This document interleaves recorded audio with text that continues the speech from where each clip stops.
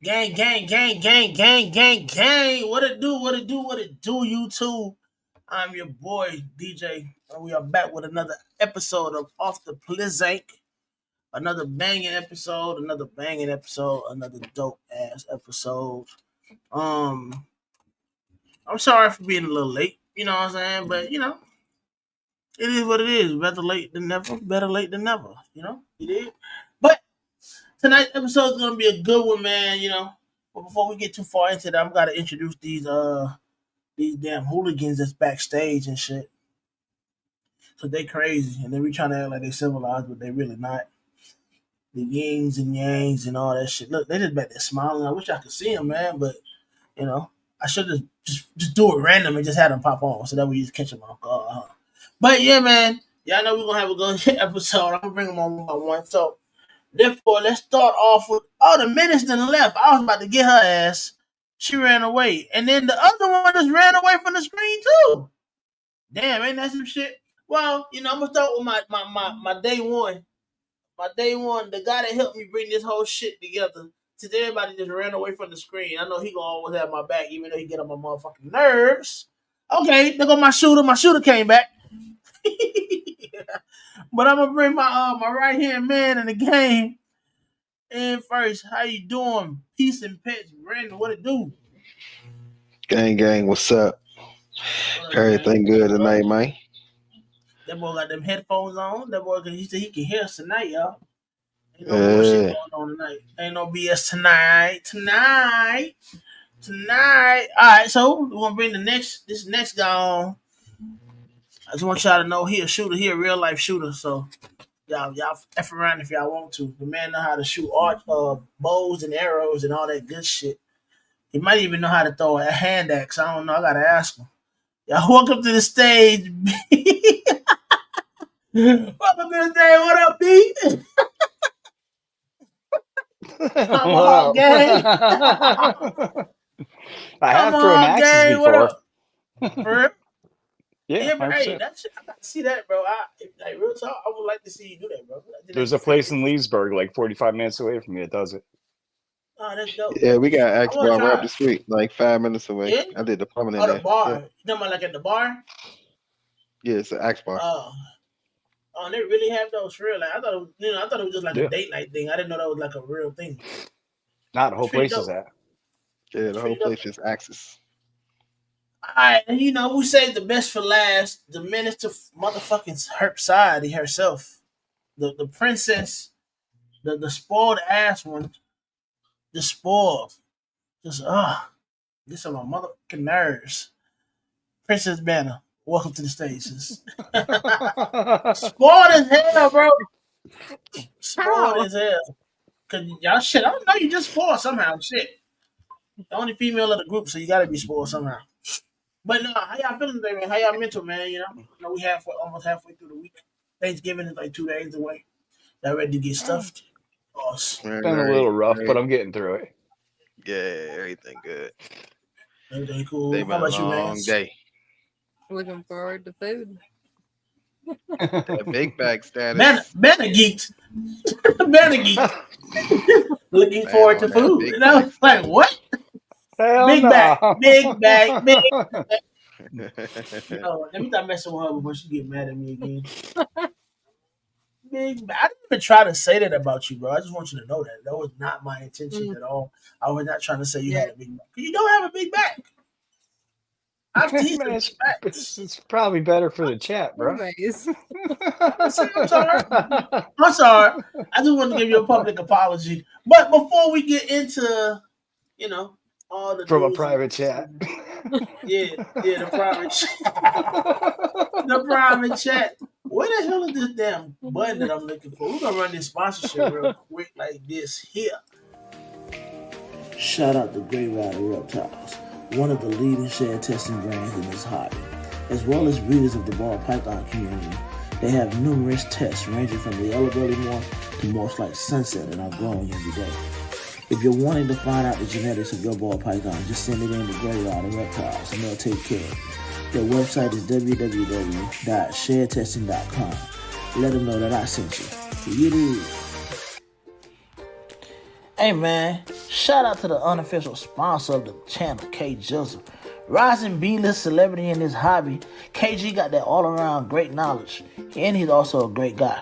If y'all aren't in the Patreon, it's a problem. And as always, it ain't a project unless you put a bomb in it. Oh yeah, and make sure you send the link. Shout out to BNS Reptilia, distributor of coconut substrate The Chipper and their premium coconut substrate Cocoa to Go. BNS prides themselves on immaculate customer service and always putting their customers first. You can reach BNS Reptilia on Instagram for your substrate needs. Tell them that I referred you. And once again, thank you for being a sponsor, BNS. We appreciate you.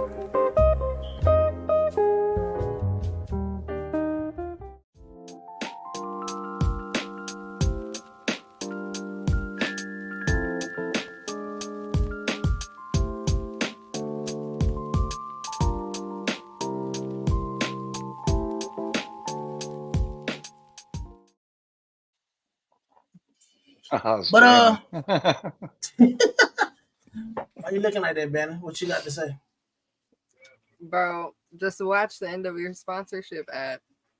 That's it. Oh, you still talking about that damn thing? Okay, yeah. Look, remind me tomorrow. So I can edit it and fix it. I'm sorry. I gotta see exactly what you're talking about. I think I'll have to redo the entire video. But it's all good, anything for you. Since you spoke. Appreciate it.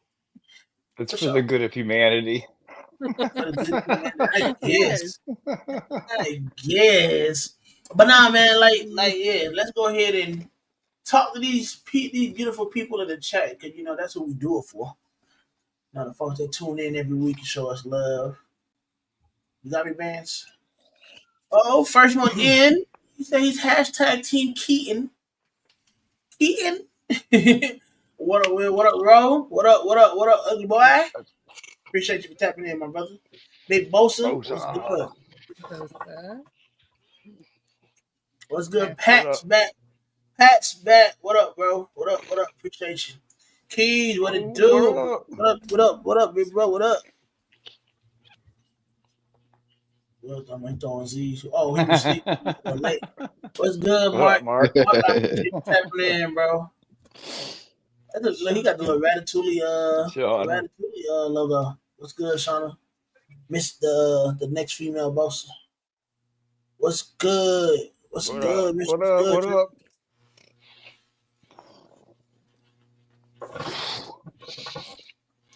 Man, over there, what you doing? Sifting through the chat. You sifted it. What up, Brandon? Double dipping. Because everybody was saying what's up to each other. I'm just, seeing who's in here. Oh, literally. I don't know, but I can, you're tapping the hell out of that computer. I can hear when you click to the next person. Because I'm using either your headphones picking it up very well, or you just hitting the hell out of that damn computer. She got them condenser mic headphones over there. I'm trying to tell you. What's good, Holly? I appreciate you tapping in. Holly. She really had to get on Brian's ass, because Brian didn't come into her show, and then she really had to laugh at Brandon. I'm convinced.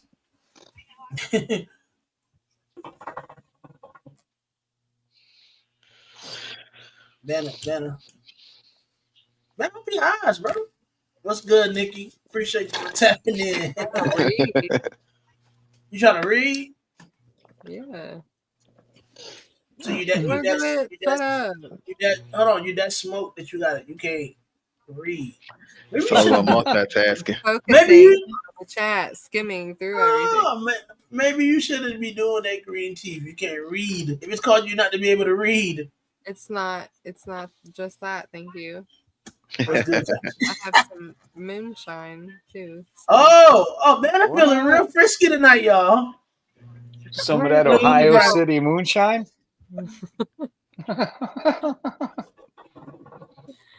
Man, are you even legal? Are you legal enough to drink? I'm old enough. What up, Brian? What's good, Mystery? What up? I'm old enough, side eye. You side eye me. Do anything. Also, Everybody's crap. okay. Keaton is Trying to get almost it, here, Brian. y'all.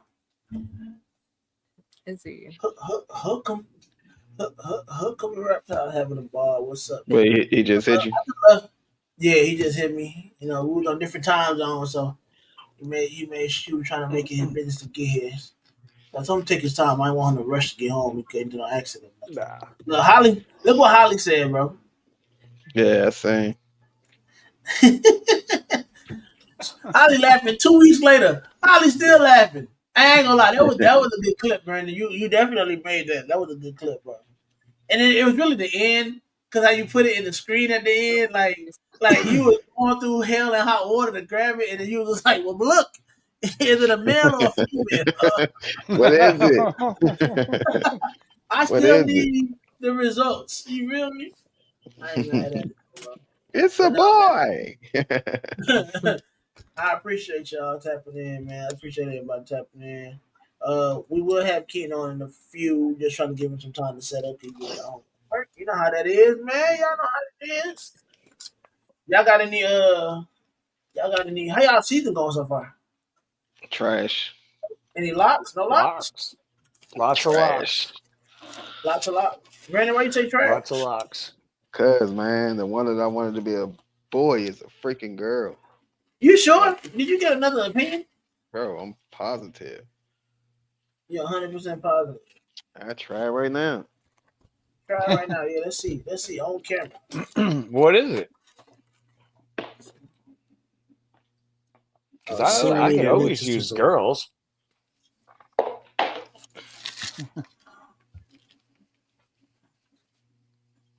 What the? Oh, it's a Freaking BP, female.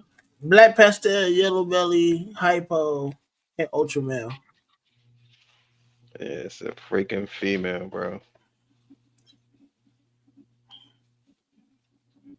So you selling it? Nah.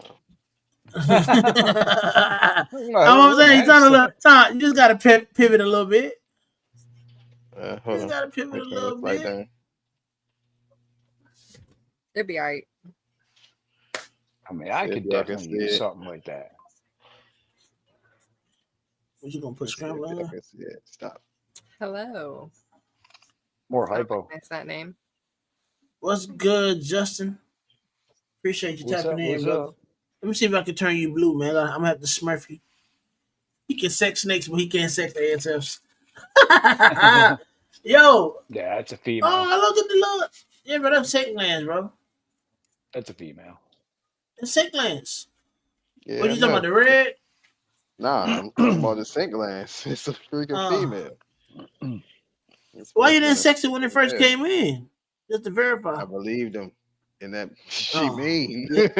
Nah, I feel you. She mean. I can let you want me to let him know. You want me to let him know? I'll message him. Yeah, I don't think he wouldn't have did that. He didn't do that on purpose.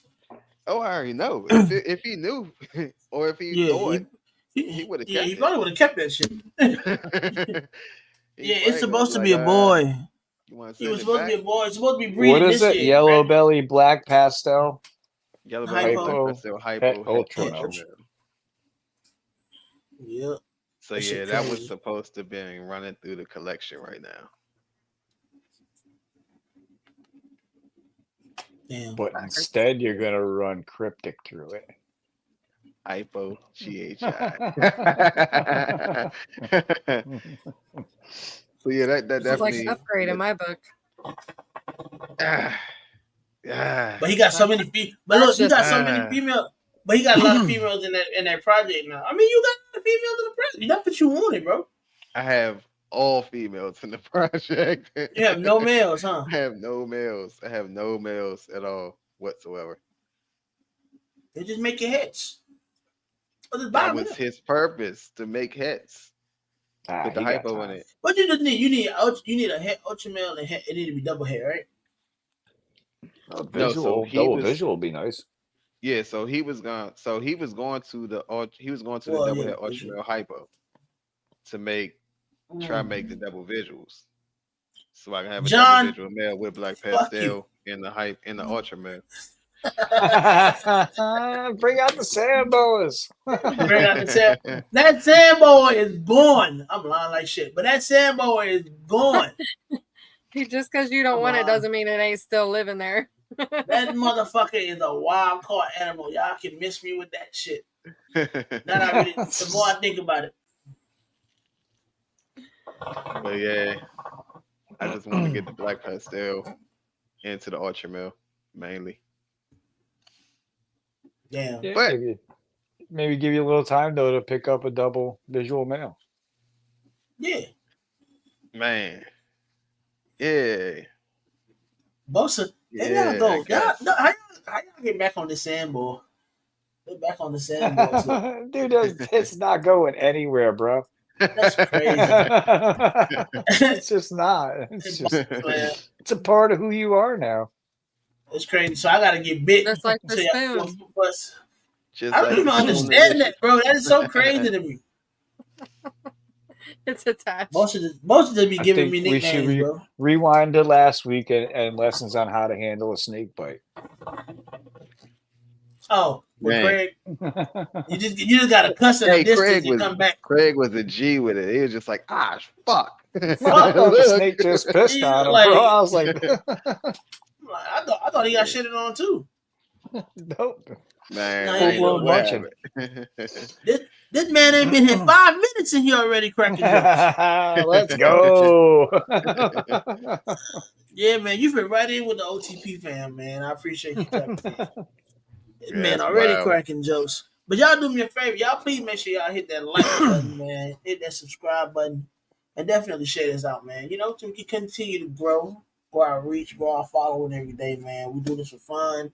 You know what I'm saying? We do it to entertain y'all, and we do it just to get the knowledge out. So, man, we have a good time doing it.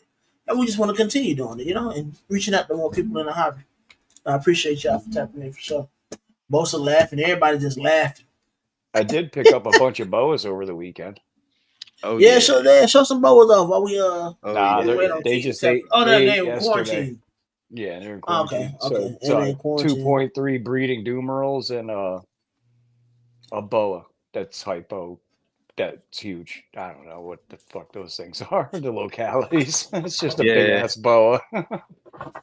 Now I think the ones that have morphs are BCIs, and the true red tails are just BCCs, I think. This is hypo something. That's all I know. Oh, what you got, like a hypo call or some shit?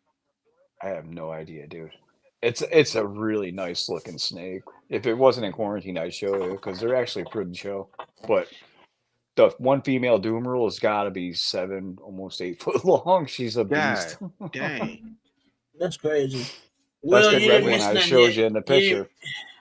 You ain't missed nothing yet, Will. We giving Keaton some time to set up.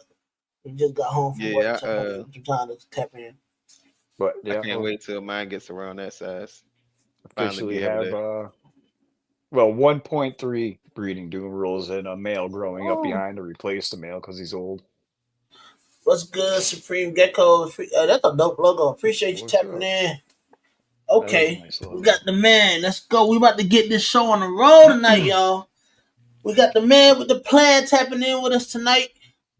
The one y'all love, the one y'all came to see, because y'all ain't come to see us.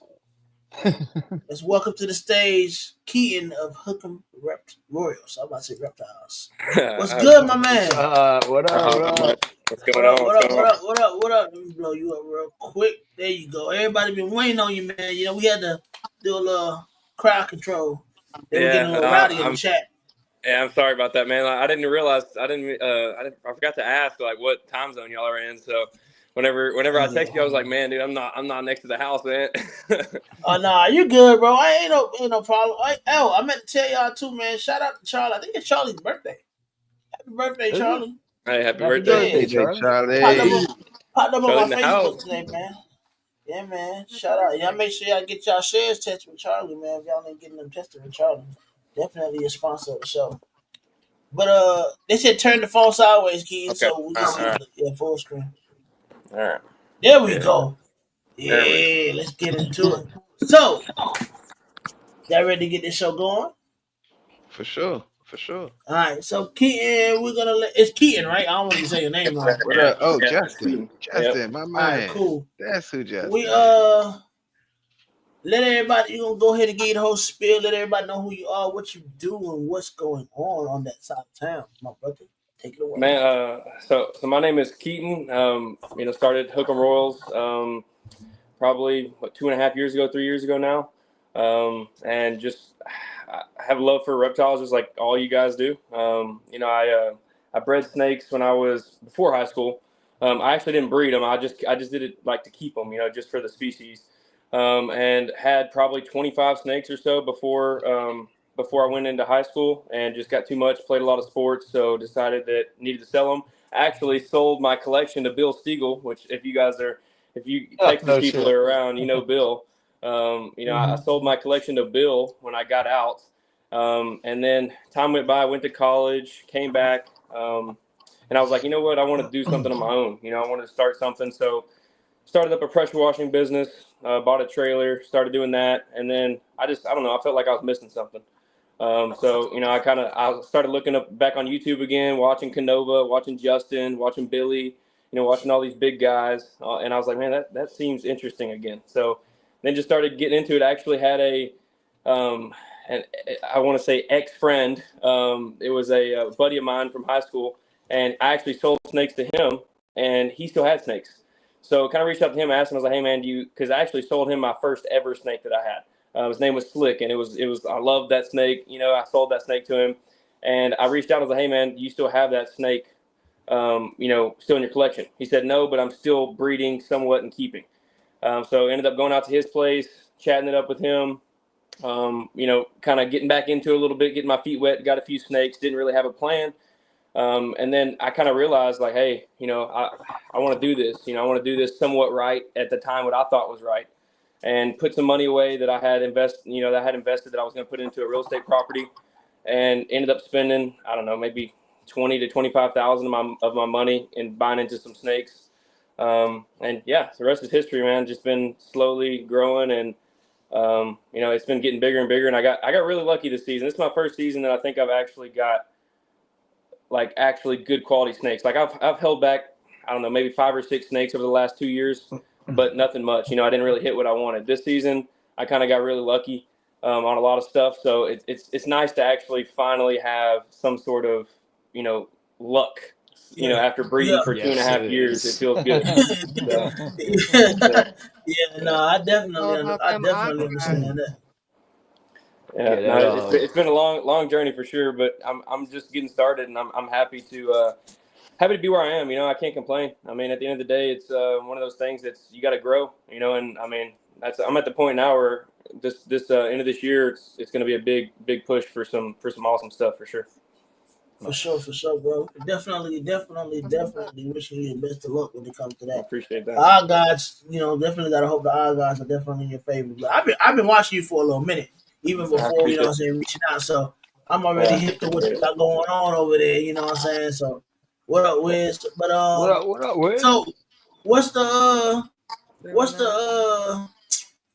5-year plan, 5 to 10 year plan when it comes to like your projects right now? If you don't mind me asking. Man, I'm gonna be honest, dude. I just refined a lot of my collection. I had, I don't care who you are. When you get in, you buy stuff. You buy shit you don't need. And Facts. It just happens. It just happens. 100. And I mean, I had a somewhat of a plan, but it still wasn't a solid plan. So I bought into to some animals. Again, I got lucky this year with a male that I bought from Canova. Ended up proving Het Monsoon. Produced a lot of babies, got a lot of cool stuff out of that. Man, as far as my plan goes, I sold all my double heads recently. So any double head I have, I sold everything. I don't care if it was adults or not. I sold it all. I gave some of my double head ultra clown stuff to my buddy JT. I was like, hey man, take this. I'm tired of the I don't want to say shed testing because Charlie knows I got a shitload of shed tests. And he's already done testing a lot. I mean, this is just what I have right now. Oh, damn. Damn.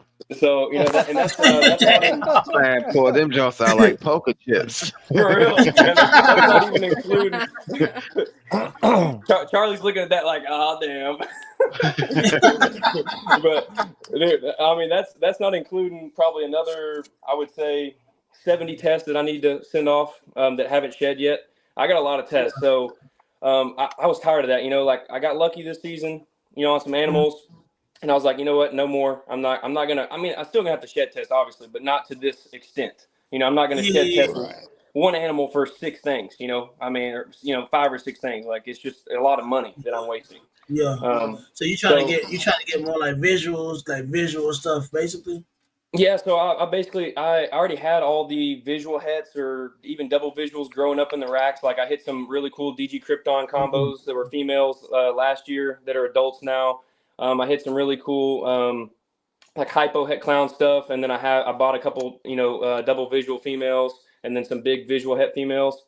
So basically, I sold everything that was like, oh crap, am I gonna have to shed test the crap out of this?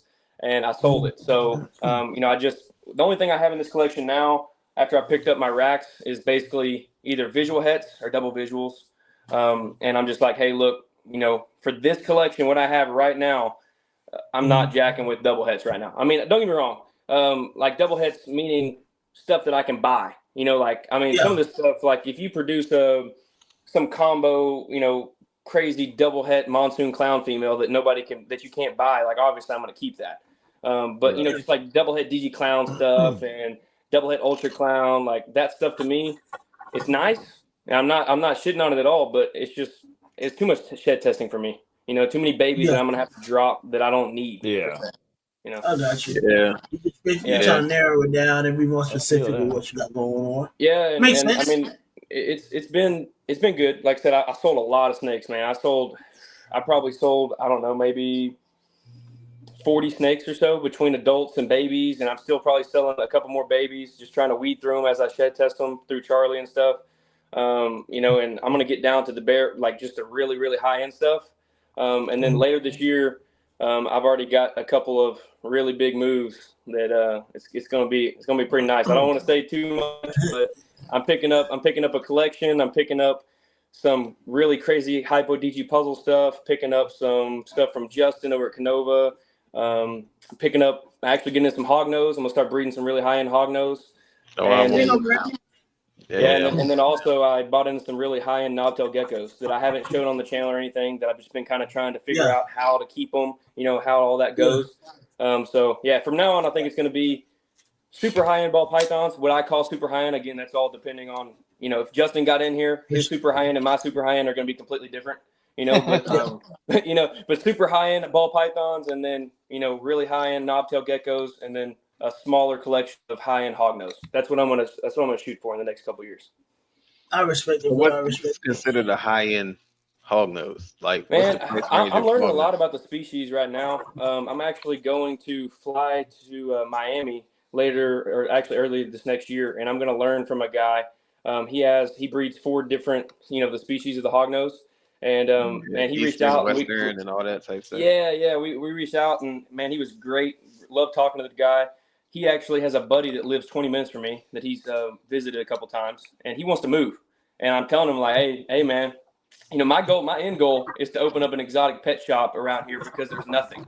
Like I'm talking, breed the rodents out of the back, breed all the different kinds of geckos, snakes, like do it right. That's my end goal, like in the future. So he wants to do that too.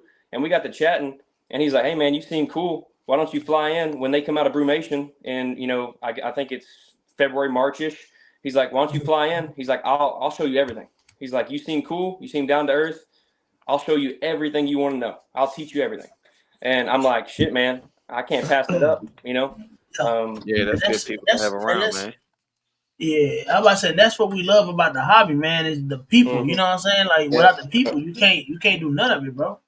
Yeah, it's crazy, man, for sure. I've met some really awesome people in the past, really, I would say probably a year, because I got in it 2.5, 3 years ago, but I really, it took me a while to kind of get anything going with the social media side and YouTube and all that. So, really what I've met a lot of amazing people that are day one supporters on the channel, like that I can, ask for anything if I need it, and they would help me out, But I'm talking about like actually knowing people, like the people who get you somewhere in the industry type thing, Yeah. That's dope. Where you located? I'm located in East Texas, about an hour east of Dallas, called Athens. Yes, I'm about an hour and 15 minutes from NARBC Dallas. That's Athens, isn't that all oil fields? No. You're talking about like West Texas and stuff like that. Now this is okay. Athens is more of like people come here for like the really pretty land, lakes, Gotcha, okay. lots of wildlife. They don't really go for the oil or anything here. That's why Will kept saying you was in the woods. Yeah. No, I'm in the woods, dude. Like I'm legit in the woods, man. I'm an hour east of Dallas, east of Dallas, and then Tyler, which is a decent city, is 30 minutes. Like I'm kind of situated, 3.5 hours from Houston. I'm kind of like in between everything per se, if you look at it like that. Yeah. That ain't too bad. So what specific recessives are you currently working on? I know you said monsoon. You got rid of the ultra clown stuff. No, I didn't get rid of it, but man, I'm manifesting. I'm pre-shadowing what I'm about to pick up. I'm about to pick up some crazy ultra cryptic DG Pied stuff later this year, early next year. Like it's gonna be absolutely insane. And so I'm kind of like I'm prepping the collection so I don't have to worry about breeding stuff that I don't care about. I mean, like don't get me wrong. I had a freaking $200 snake that I bred to a male, that I just bought because I bought it from Kyle, and Royal Ambassador, he was like, I was buying some other snakes from him, and he's like, hey, you want this snake? And I was like, not really, but hey, I'll buy her. Why not? I bought her. She laid a clutch, and she produced a $15,000 baby out of the clutch. Out of a $300 female. Obviously it was all luck. But at the end of the day, that's the reason why I kind of weeded through everything, because like I know I got lucky, but you don't always get lucky. That was my 3-year luck right there. That was my 3-year breeding beginner. Hey, here's your animal. You're gonna get screwed for the next 2 years. So man, really, if I'm talking in this collection, not talking about the collection I'm picking up later or early this next year and all the other snakes and stuff, this collection is only right now geared to, really hypo monsoon clown, DG monsoon clown, monsoon clown, just straight monsoon clown. It's really monsoon heavy in this collection. Like every single thing in here is going to be going back to some sort of monsoon or double het or even triple het combo. Once things get tested. I hit some really cool stuff. Like, I'll pull out this guy right here. I obviously don't have him tested or anything, but this guy is an absolute. This is just something that. So this right here is a lesser. It's a lesser Krypton, but he's 50% het monsoon and he's 50% het DG. And as you guys can tell, just maybe by if you can see the head stamp and all the crazy pattern, like this guy's going to prove het monsoon. I've got like a lot of snakes in the collection like this that I know are going to prove, that will help out a project. I just got to figure out where the heck it's going to go. So, it really just depends. Like this whole entire collection, I would not be sad if I took everything in this entire collection, which is probably, I want to say 3, 6, 9, 12, 15, I want to say 35, 40 females, all back to monsoon this next year. I've got some puzzle stuff. Like I hit some really cool stranger puzzle stuff and whatnot. But really that's all going to be working into hypo DG puzzle after I pick up these animals next year. So it's all, right now, the only thing in here is straight monsoon focused, like, for the future. That's what's up. You gotta be hyper focused in this industry right now. Definitely gotta be hyper focused. Yeah, I agree. That's kind of why I told myself, I'm like, hey, look, I got lucky this season. Breeding a lot of double heads. Literally, like I didn't even have hardly any visuals go. These were all double heads to produce every one of these animals, like double head DG cryptic stuff that I sold, double head monsoon clown stuff that I sold. And I got lucky. But if I could do that same exact pairing again, but maybe pick up a higher end male, like I was talking about possibly.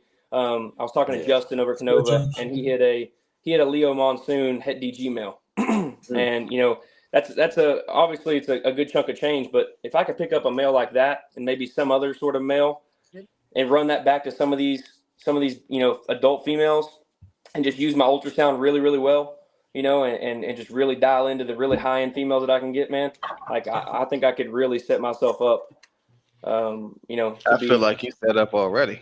The simple fact you said you got like 35 females that you can run monsoon to. Yeah, I mean, again, with that, are you producing monsoon? So I've got 6 het monsoon females, adults that I'll be breeding this next year. And then I've got, I'm going to assume, this whole entire baby rack right next to me is completely full of either, hopefully, some double het monsoon clown, some triple het monsoon DG clown, hypo monsoon clown, like a bunch of stuff, obviously going to have to get it tested. But, I would assume that maybe like 6 to 8 of those females in there are probably going to prove triple het out of, 40 or 50 that I have in there. And really for me, that's great because I'll just hold those females back and, I've already got a male and I'll keep producing better males. So when those females are, just sized, I'm on ASF. So they eat, my snakes never miss meals. And I have females and I'm feeding literally once a week, sometimes twice a week. And I've got snakes that are 1,000 grams, 8 months in. It's insane with ASF, So I have no doubt that I'll have a lot of females probably ready to breed. Now, again, I'll have to ultrasound, and if they want to go, cool. If they don't want to go, obviously not going to breed them. But, 1 out of those 6, I guarantee you, is going to have follicles at a year old or a year and a half old. It's going to happen. And, so even if I get 1 clutch from a triple het to a visual double het or something, it's going to be for me, it's worth the risk because I'm already going to be producing, hopefully, fingers crossed, a whole bunch of awesome stuff for this season, from visual hets or double visuals, things like that, That's dope, bro. I'm glad you definitely got. I'm glad he definitely got vision with it, bro. It makes sense. Look, even Charlie said, "Look, King got that fire. Got that fire." I appreciate it. So you prefer doing the ASF over Norwegian, or is it just because of the way you add? It's just easier. Man, I'm gonna be honest, I bred everything. I bred mice when I first got into this because that's my biggest thing. When I told myself, when I had the collection before, when I had the 20-something snakes, when I wasn't breeding, and I was just had them before high school. I was buying from Rodent Pro, just like a lot of people probably on this are. A lot of people are probably buying from somebody that is a big wholesaler type person. And I was spending, even with 20-something snakes, I was spending $400+ a month back then, and that was I don't know, like 15 years ago type stuff. That was when I was young. And I wasn't even paying for it back then. Like, the mom and dad were paying for it and they were like, what the heck is this? Like, why am I paying $400 a month to feed some snakes? So at that point I told myself, if I ever get back in this and do it correctly, which is what I'm going to do, I'm going to breed my own rodents. And I don't care. I'm either breeding my own rodents or I'm not getting into snakes. Like I just told myself, I'm like, I don't have the money to be paying for, frozen stuff, frozen rodents, or buying live every single week. Now, of course, you got to buy some stuff. You're always going to have some stuff where if you run out of certain things, you're going to have to buy from a breeder. But when I got back into it, I found out about the ASF. Shout out JT. JT, if you're in here, he hooked me up. Like when I was first getting back in, met him, bought a few snakes from him, and then he was breeding the shit out of these ASF. And he had hundreds and hundreds and hundreds of ASF. And I was amazed. I was like, what the heck? How do you do this? And he taught me everything, like literally showed me the ropes, all that kind of stuff. And ever since then, I just bred ASF. And, then about that time is when people were starting to get into ASF as far as what I was seeing online, where people were like, oh, crap, ASF are actually, quote unquote, better than regular rats, or, people's collections are cleaner and snakes are healthier. So it really worked out. It kind of fell in my lap and started breeding them. Ended up at one point getting to where I was producing, I was cleaning sometimes twice a week and I was pulling 2,000 or 3,000 ASF out. I was producing a ton, and I had a wholesale guy at Dallas that I was kind of wholesaling to. Well, that kind of fell apart and I ended up feeding off a lot. So I bought into some rats, started breeding, the rats. I just didn't like it. It was one of those things like, I know some people have no choice, but for me, I can never take my collection back. And some of these big guys like Billy, I know Billy at Mutation Creation, he switched his entire collection to ASF now. And the whole deal behind ASF was, oh crap, if you switch your collection, you're not going to be able to get them back. And that's completely BS, because I mean, one of the biggest breeders in the entire industry switched his collection, and he told me on a call that he had zero issues with people switching stuff to regular rats once they shipped. So I had a situation like that. Female was only supposedly only eating ASFs, and as soon as she got to me, I gave her because I don't have no choice but to do rats. So when she got to me, I gave her a rat. She smashing them shit like it was, you know what I'm saying, like it was ASF. So and she's growing just fine, So now, I don't care. I believe it. I mean, I don't care.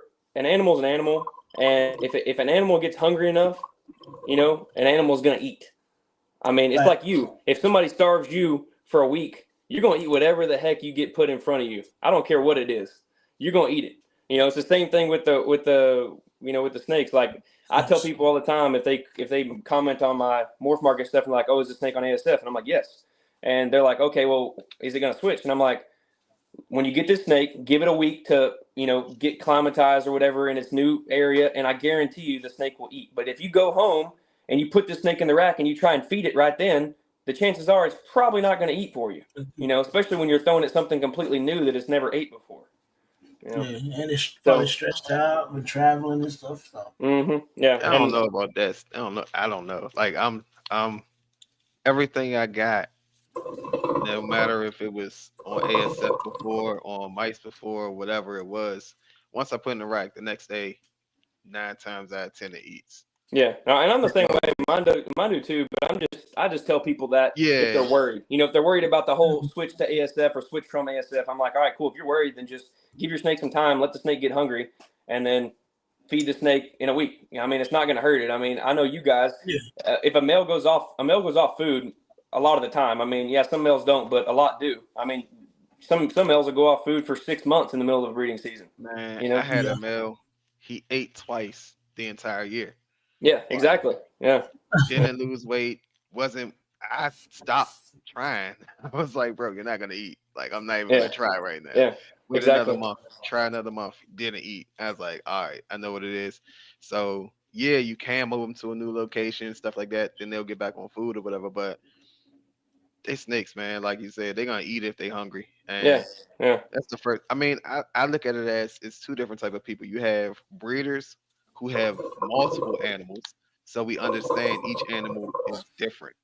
And then you got the keepers, and I call them the Facebookers, who have 2-3 animals. It's like Brandon about to get us canceled. We about to get canceled by Facebook. Man, okay. You're right. So you're right. So is your facility inside of a sea can? What happened? Is that a sea can? Are you inside of a sea can right now? No, I'm actually in a metal building. Interesting. Yeah, so this actually, like, I have so I just added on to my facilities to make an area like for geckos, like a separate room. That way I wouldn't have any cross contamination. I just added on and did a gecko room and then a quarantine room, and then half of it's I'm gonna do like a for the hognose. But basically I'm in a giant shop right now, like inside of a shop. This is just another small shop. Basically, a small shop. I've seen that on the YouTube. Yeah, it's like a small shop inside of the big shop, and this is insulated and things like that. And it really works. The only thing I will say, the downside to doing a shop versus like building, a regular house style or putting them in your your spare bedroom, is the problem with the concrete. So that's my next thing is I still haven't put HVAC, and I'm gonna switch everything to duct in. And do like really cool Wi-Fi thermostats, because I'm switching everything I have, or at least the ball pythons. They're switching to ambient, and I found some really, really good info from some big guys like Jason Kittinger and some other guys who have said some really awesome stuff about ambient. But most people don't want to do ambient because they don't want to sweat their balls off when they're in the middle of their snake room cleaning. I mean, that's honestly kind of what it comes down to. And for me, I'm always sweating. You know, I'm either playing tennis at the gym or cleaning snake, shit all the time, or rat shit. I mean, it's to me, I don't. If I come down here, I'm gonna take a shower anyway when I get done, so it doesn't bother me.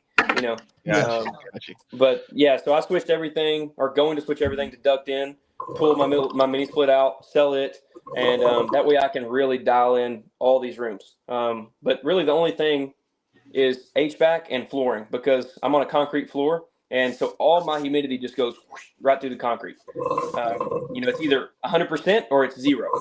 And in Texas, it's kind of like hit or miss. Like one day it'll be 90 degrees, the next day it'll be 50 degrees or 30 degrees. Like it's literally just it's bipolar as crap, So really, that's my biggest problem right now is I'm gonna have to spend $3,000 on a floor and then probably $8,000 on HVAC. Just to get HVAC in 2 small rooms or 3 small rooms. What you use for substrate? So right now I use cocoa. I go through ReptiChip. I actually started. I found, I forget the name of the company. Somebody posted something online, and I went through another company to try it.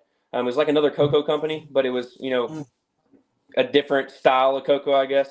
I tried it, and I have yet to see a difference in the quality of cocoa enough for me not to buy it from ReptiChip. Like I go on ReptiChip's website, I buy the Ready Chip. Yeah, I'm paying a little bit more. I buy the Ready Chip. I get it shipped here. It ships in the next day. I have it. It's 1-day shipping free at my door, and I can throw as many bags as I want, wet it down a little bit, and chunk it in tubs. Again, I know it's not the cheapest, but for me, I'll probably stick with something like ReptiChip unless I switch to like Cypress. I've been thinking about switching, kind of like Aussie, Aussie and a few of these other big guys. They switch to Cypress, pure Cypress. I would like to do that, but there's not really any wood mills around me that I could trust, because you don't want to cross contaminate different woods and then end up having problems with your snakes. Like you want it to be 100% pure. Yeah. That's what I use is 100% pure Cypress. Yeah. See, and I want to try that because I think it would be awesome, and I think it would hold a little bit better for me. But I just haven't found anything. Like for me, it was I was gonna buy directly from the guy who Aussie buys all of his pallets from. Like he sent me the guy's info, but the only thing is you got to hot shot it over, and it was like for me it wasn't going to be beneficial unless I hot shotted a whole entire pallet, which was going to cost me like $1,000-$2,000 or something. I was like, man, I'm just not there yet. I'm not that big. Yeah. So. Yeah. No, I respect that. You got to do what you can do, when you can do it. Yeah. Don't overstretch yourself. There goes, look, there he goes. Little man is in the building. Yeah, no, I do Cypress for sure. That's my goal is Cypress. What's your ASF diet? Right now I buy God, I can never say this. The stuff off Chewy, the 23% or the 18%. Comeback. However you say that. I mean, I can never say that, but yeah, I buy that, and then I buy black sunflower seeds, and then I actually live on a pecan orchard. Like in the middle of a pecan orchard, and I go out and once or twice a year I'll go out with one of those pecan deals that you kind of run over the ground, and I'll pick up pecans, and dude, they love the pecans. Like they will eat the shell and all. Quite a bit of protein for them too, right? Yeah, no, it's they love it, and I mean I have no problem, and that's kind of another debate. I mean, I hear a lot of people like they'll reach out, like if I do a rodent video on YouTube, they'll reach out and they'll be like, why don't you feed your rodents, scraps, and why don't you feed your rodents fresh fruit and blah blah blah blah? And I'm like, why? Like, okay, you want to feed your rodents, you want to feed your rodents a 5-star diet. Yeah, you want to feed them a 5-star diet. That's cool, but they produce. I've tried everything. Like I tried all that stuff, and I was spending a ton of money, and I wasn't getting any more production. And I'm like, they think that you're hurting them because you're not feeding them 100% pure. Like house food and all this crazy stuff, like all these fresh veggies from different places of the world and all this. I'm like, they don't like it. So for me, they breed the best with the simple, like straight bare necessities. I use well water. Like I've noticed a lot, like a big change in my collection with the snakes and the rodents. When I use well water, like when I first got into this, I just, was buying water from the store and dumping it in there, like big, the big bottles. And I switched everything to well water. and I have way better and healthier animals. Like, just seriously, like as soon as I switched, I noticed a difference. And as far as No clutches kidding. go in the snakes, I hardly ever get any slugs now on any of my females. And I don't know, like, I mean, again, that could be a little bit of that, could be a little bit of that, you don't really know. But I mean, I switched to well water and I feed the bare essentials to my ASF. Obviously they get fed good, but they're not getting bougie fruits and vegetables, Nah. and they breed crazy. I mean, I was telling before, at one point before I started dialing my collection back because I lost my wholesaler, I was pulling out 2,000 to 3,000 ASF every week and sometimes twice a week. That's I mean, insane. Crazy. they were breeding like crazy. Yeah, that's Crazy. that's So, that's crazy. are you going there's a for lot of them straight for sure. cryptic, or are you going to do Krypton also and go the versatile route with that? So I'm learning a lot about cryptic. I sold a lot of my double het DG cryptic stuff, because I'm kind of setting myself for what's to come, this next year with this collection. But a lot of this collection is very, very pure line bred cryptic stuff. And I'm like, I'm in puzzle. I love puzzle and I will always be in puzzle. I mean, I will never get out of puzzle. So for me, I know a lot of people love cryptic, because of it does a lot of things. It changes color, changes pattern, and gives you all this cool contrast. But at heart, I want to go to clown. Like I really do. I want to work my Krypton stuff, and then eventually go into where I can get some clowns out of that. But when I'm thinking of like line breeding and being like the top tier in a project, I'm like, I don't think I should go completely Krypton and completely clown. Like, I think it's smart for me to kind of take this collection and just split it off into different, groups and do a little bit of cryptic, a little bit of Krypton, a little bit of clown, and just kind of see where it goes, because there's going to be a lot of stuff that's I'm going to have to change directions on to kind of push the project. So I'm not opposed to going all three routes, really. And you'll never know That's what smart. the odds gods is going to give you. So Yeah, exactly. I actually like that plan. That's a good plan. yeah. No, Yeah, I mean, it's one of those things. It's like I don't want to be. I'm not 100% sold on cryptic, but I do understand what it does, and I do see how it adds value to a lot of things that clown doesn't. So I'm not gonna skimp on one little thing. I mean, I might as well, if I'm buying this collection and all these animals, I might as well just divvy out a little bit for everything, because there's gonna be animals that aren't gonna get bred to just cryptic or just Krypton or just clown. Yeah. yeah. So where did you come up with the name? To be honest, it was obviously I'm from Texas, and at one point it was like hook 'em horns. I mean, I'm always a big college football guy. I love watching Texas, but then I was like, you know what? I love what are things that I love, and I couldn't do everything. I love playing tennis. I love watching football and all this stuff, but I was like, can't do everything. So I was like, what are my true loves? And fishing. I love fishing. I'm a big fisherman. Around here, we have some of the best fishing in all of the state. Like, I mean, I will vouch. I hear so many people say that though. Yeah. But I will vouch. Like, seriously, I will put money that people don't have the kind of lakes that we do around here. And I mean, I've invited Porter's pythons out. Porter came out, and Porter got a dose of it.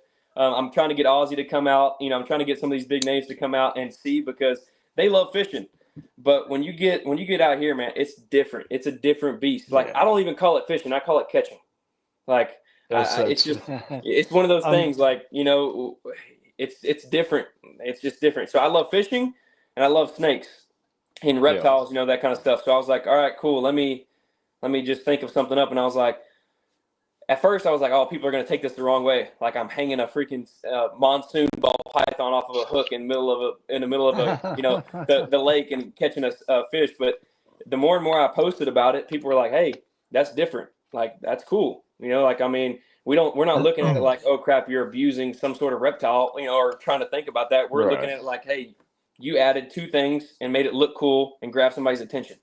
And that's just, I've kind of rolled with it. And I contemplated changing up, because like I even asked Charlie, like I asked everybody, like I'm the kind of guy, when I do something, I don't just jump into it. I ask like a lot more opinions from people who are a lot better off than I am. Like, I mean, if I'm going in to buy real estate, like I'm gonna go talk to the person who makes, multi-million dollars a year doing it, and I'm gonna get his opinion. And then I'm gonna go to somebody who, who makes some money, and I'm gonna get his opinion. And I'm gonna just I'm gonna take a little bit, piece by piece, from every single person, and I'm gonna put it together and come up with a plan.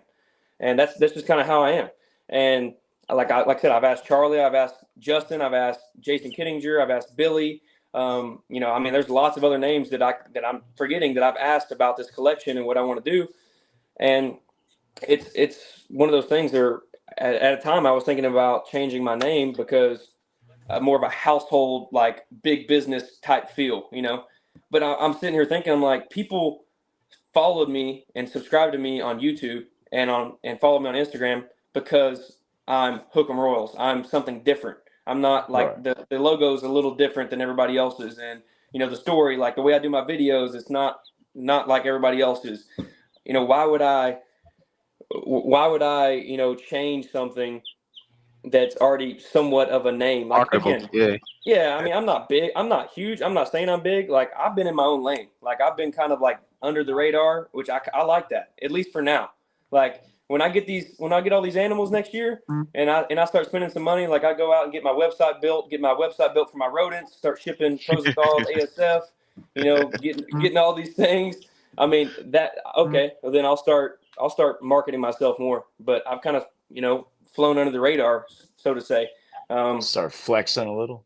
I mean, I'm gonna try. I mean, again, like I think I'm gonna get some really cool stuff, and I want to do it right. Like I'm serious. Like I'm gonna go in, hire a website guy. Like I said, I'm gonna completely redo the social media, hire social media managers. I'm gonna start running ads, TikTok. I'm gonna get somebody to run a TikTok for me. Start that. Run Facebook ads. SEO. Like it's AI. A lot of people saying AI runs their stuff now. Yeah, exactly. So I'm going to do that, do all that right, and really dial that stuff in. So that way, when I'm spending this money on all these snakes, it's going to help me because I'm going to have the infrastructure to back it up. Like they're not going to look at me and say, "Hey, look, he's got cool snakes, but he don't have a website and his social media looks like a 10-year-old made it." They're going to look at me and they're going to say, "Okay, he has cool snakes, but wow, what is this? Like he went and bought the badass display, and everything for the shows. Like he spent the money, he did it right." And, that's the way I want to be looked at. Like when I do something, I don't do it half-assed. Like I'm the kind of person, if I don't have the money to do it, then I'm going to save until I have the money to do it. I respect that. It's kind of how I'm rolling. So when are you officially going to start putting some of the fishing stuff on the channel? I remember the last video I seen you were talking about, I'm gonna start bringing some of the fishing stuff into the channel. When is that gonna officially start? Man, I made a separate fishing channel, and I started, like, for me, I hated being on the camera. I hated it. Like, up until recently, if some people follow me, I didn't show my face on YouTube for the first year that I did it. Like I didn't show my face at all. Like I was really just turning the phone around, talking, and nobody even knew who I was.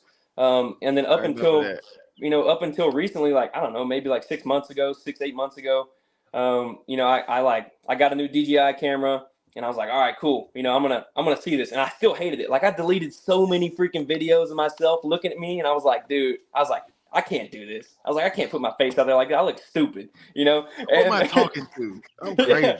Yeah, I mean, like, why did I say that? Like, what the heck, But I just was like, at one point, I was like, forget it. We're going to do it. And I don't really care what people think. Like, they don't like me, then don't watch me, and that's kind of what I've modeled my stuff behind. Like, Brock Wagner, he introduced himself to me. I love Brock. Like I love how Brock is real. Brock is, I don't care if you like Brock or not. He is real. He's down to earth. He doesn't give a shit. He's going to tell you exactly how it is. And he's going to leave it at that. And that's the kind of person that I am. Like, I don't care about the drama. Like if, something is something, I don't care. Like I'm here for the snakes. I'm here for the relationships, and I'm here to ultimately make money doing it. Like that's where I'm at. I don't care about the drama. I don't care about all the BS. I'm going to make my videos how I make them. I'm going to do hardly any editing. If you don't like no editing, then go watch Justin's video. Go watch Canova video. Go watch somebody else who wants to spend all this time on editing. I want my shit to be real. Like, you're going to see me screw up. You're going to hear me say cuss words. You're going to hear me say stuff that I didn't even know I said. But at the end of the day, it's going to be real, and that's the way I've mottoed all my stuff behind. Nah, Yeah, man. I feel That's like how you make a real connection. So I mean, yeah, I remember Billy had an episode where he was like, he said, if someone's showing you a video of their whole collection and their whole collection is clean, they're bullshit. That's what he said. I was like, that's real, bro. Yeah. He was like, look, he pissed. I'm not gonna clean that shit up. Yeah. That's what I was dry. tonight. I was like, I was in here cleaning before, because I just got back. Like, I had NARBC St. Louis. Like, it was my second ever show. Showed up. It was amazing. Took my girlfriend. We had an amazing time. That's where I met Brock officially. Like, met some really cool people. Got back, and literally within 4 days I had to leave because my mom wanted me to go on a cruise with her. I'm not really a cruise guy, but I went. I was like, hey, look, I'm gonna go. I'm gonna enjoy it. Had fun. Came back, and literally I've been back for a day, and I was like, dude, this snake facility's a mess. I was like, I can't be going on camera looking like this. And so I was in here cleaning, and I didn't even have time because I had to leave. And I was like, man, you know what? At the end of the day, like, my floor is dirty. Like, there's cocoa on my floor. There's snake piss on my floor. I'm like, end of the day, it happened. Everybody has it. Like, I don't care how clean, unless you have helpers. Like, I'm a one-man show. I clean rodents. I clean the snakes. I clean the geckos. I run other businesses. I do all of it by myself. I'm a one-man show, and I'm not saying that because I don't want help, but I'm picky. Like, I want somebody to do it right if they're going to do it. So I don't have a lot of time, but I'm trying to make it work, So, but at the end of the day, it kind of resonates with what you're saying. Like, everybody, if your facility is 100% clean, either A, you have a ton of help and you have a good money to pay people, which is amazing. Hey, hands down, great for you. Or, it's by it's gonna be dirty. You're capping. Hey, Captain, for I sure. mean, let's be real too. You can just clean whatever you want. They're gonna shit right in there immediately. Facts. I was about to say, even with that, bro, like, we all, bro, most of the people that's on here that normally tune in, they breeders, so they already know firsthand exactly what you're talking about, bro. You know what I'm saying? Everybody knows the same shit all around the board. As soon, like you said, as soon as you put some new cocoa in there, they stinking that shit up so they can make sure they comfortable. So at this point, we all already know. So Mark was saying he wanted to know a little bit more about the $300 female that produced that high end snake for you. So that was basically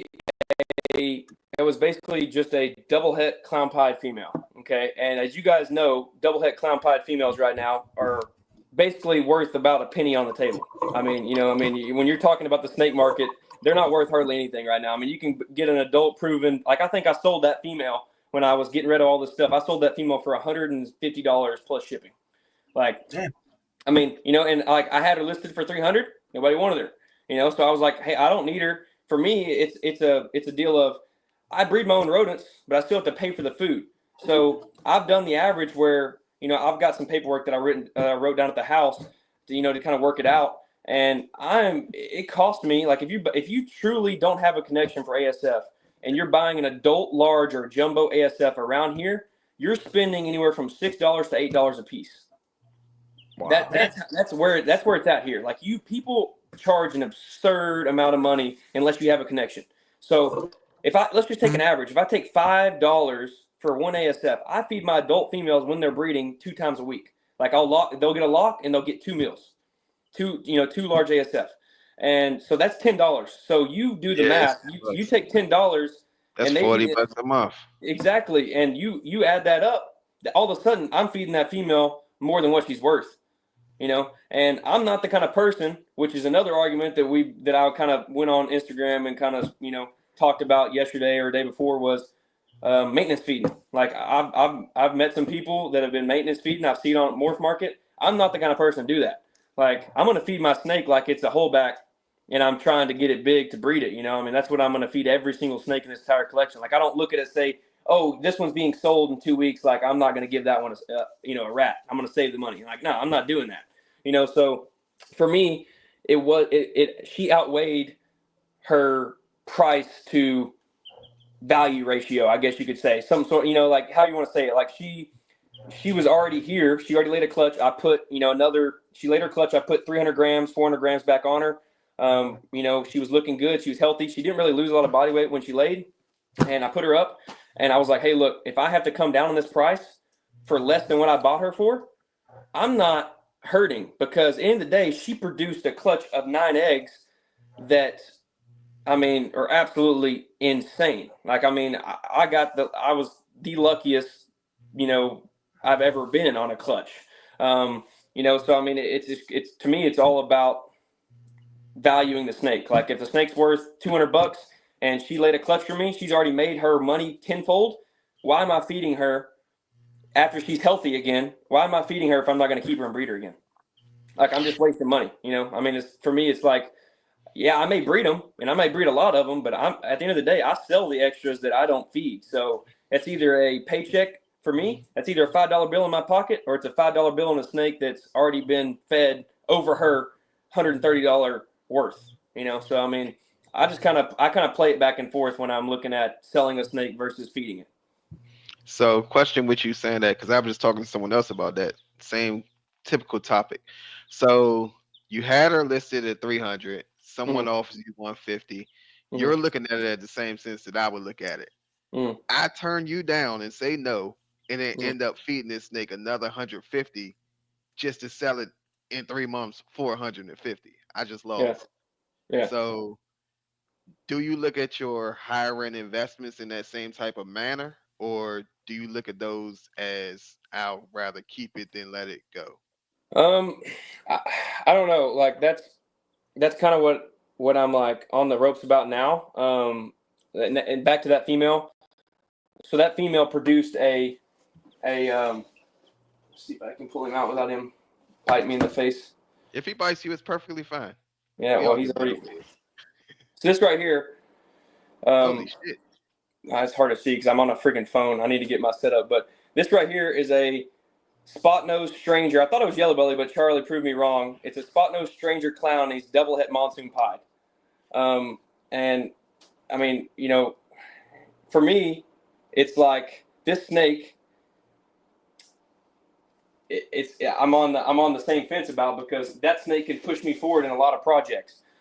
It could really push me forward, and that's the snake that the double het produced. Right. It's like, for me, that's a big snake for a small, for a quote unquote worthless female to a lot of breeders. She produced a damn good snake for me, and she produced a another triple het too, a stranger triple het female, monsoon clown pied female. And so, she I don't even know, she probably 15 or 20 or 30 times her value off of one clutch for me. But when I'm looking at that whole back, like, I want to keep him, but at the same time, like, I want to go in different directions. Like, I don't want to breed. I don't care who you are. If you're familiar with monsoon, just strictly stranger monsoon doesn't look the greatest. Like, I'm wondering what that looked like. I haven't seen it. It's like a black snake. It's cool, but when you think of a monsoon, you think of crazy pattern, contrast, all that cool stuff. Well, a straight stranger monsoon looks like shit. And so, like, it's not great. Now, I know Bomb Projects, I know he produced a calico. It's strange that she had to leave. I know that he produced, I'm pretty sure, like a stranger calico monsoon that looks pretty cool. I know Justin's hit some stranger calico monsoon stuff that looks cool. KG. Yeah, and I know there's combos that are gonna work. It's just like anything, like puzzle, what's it called? Puzzle clown. There's gonna be some sort of combo that works with puzzle clown that's gonna blow people out of the water. Now, is there gonna be a lot of combos like DG puzzle and all these other stuff that just work? Nah, probably not. Like, you're probably gonna be select line breeding for a perfect gene on that snake to look cool. And that's kind of the same thing with this. It's like, I want to keep this animal, but at the same time, I could sell this animal for a really good price, and then I could turn around and go to Justin and buy that leopard monsoon het DG male, and I wouldn't have to worry about stranger possibly ruining my projects. Gotcha. But but then you look at it like this, like, that male right there, like, nobody right now has produced anything like that I know of, and that's a chance to hit the triple visual, yeah, he may have stranger in it, but who knows? Spot nose has never been made with monsoon that I know of, or at least released that I've seen. So who knows? Spot nose may bring stranger. Spot nose stranger monsoon may be amazing, and so I don't know. It's hard. But as far as like feeding like a holdback, for me, I'm gonna feed them. Like I said, I'm gonna feed everything regardless if I'm gonna sell it or not. But if it's a holdback, obviously it's gonna be a little bit harder for me to make that decision to sell it. Like I'm gonna have to find something for me. Like I look at it like I have to find a replacement that's gonna better or equal me in that project before I will sell this. That's how I look at it. So that regards into feeding. Like, okay, if I find something, like for instance, me with Justin, like this snake right here, if I sell that snake for 15 grand and get 15 grand for it, and then reinvest that 15 grand and buy that $15,000 snake from Justin, I'm okay with that. Like I'm going to feed that snake the same That's as like I'm an feeding all even these trade. others. Yeah, that's like an even trade. Yeah, so I mean, it's one of those things. Same thing with feeding. Like I kind of look at it like, okay, what are my plans with this snake? Like, am I planning to keep this snake or am I planning to sell this snake? But then again, it doesn't matter because I'm going to feed them regardless. Like I'm not going to hold back feeding a snake. Like a snake may grow or eat a little bit better, but that snake is still getting the exact same size ASF as the other one. Let's say I've got a $500 snake and I've got a $30,000 snake, and they're tub by tub. They're both getting the same exact size. And I mean, if they eat it, that's that's not in my control. But they're going to get the same size every single time while they're in my collection. That's real. You got any snakes you want to show off tonight? So the chat want to see what you got. They said you got that heat over there, so we're trying to see that snake that you feed. And then KG would say that snake that you feeding that extra ratter every week. Man, I mean, you saw one, a lot of my stuff is like really, again, this collection is really based around monsoon as a whole, just for right now until I move forward with the different start figuring out stuff. So a lot of my heat is gonna be like my stuff like Charlie's like, oh, you got some stuff like it's gonna be be my triple het stuff. It's gonna be my my stranger triple het monsoon clown pie stuff. It's gonna be my Krypton double het monsoon DG stuff. Like it's gonna be all that stuff that's that not for sale combo. Exactly, it's gonna be that not for sale combo, and it may not look the greatest to you like as a person. But show that shit, Keaton. Show that shit. You beat around the bush. Show that shit. We also want to see the meanest snake in your collection too. Oh heck no, you don't want to see that, dude, because I'm gonna get bit and I'm gonna get pissed off. We'll say that to the end. Oh, dude, you think you have a mean snake? Wait until I show you this snake back here. You think your snake is mean, dude? This snake back here. I didn't realize what you had. It's a het monsoon female, and she bit 3 people through the snake back when we got her out. That's how mean she is. Yeah, we want to see that. Crazy looking that has to be a crazy looking animal. Brandon, I need you to show that little buddy down there real quick. That's what's up. Oh, this girl's gonna light me up. Big chilling. Yeah, little dude be just hanging out. All right, so this girl right here, I know it's hard to see because I don't really have a setup. She is gonna get my ass. This girl right here, again, it's hard to see. She turned around now. Oh, little shit. This girl right here, again, I don't have the greatest setup because I'm on my cell phone. It's just set up. But this is a spot nose stranger triple het monsoon clown pie female. So let's go. So she, she's one of the triple hets from that same clutch. Again, I've got a lot of Krypton stuff that still needs to be tested. I'll show you probably, like I've got some really cool clown stuff. Like this male would be cool just to see exactly what he proves to be. Brandon, they said, what's the name of your bird? They're trying to get us canceled. Hey, that's my man. So this guy right here, I met him at the expo. Good guy right there.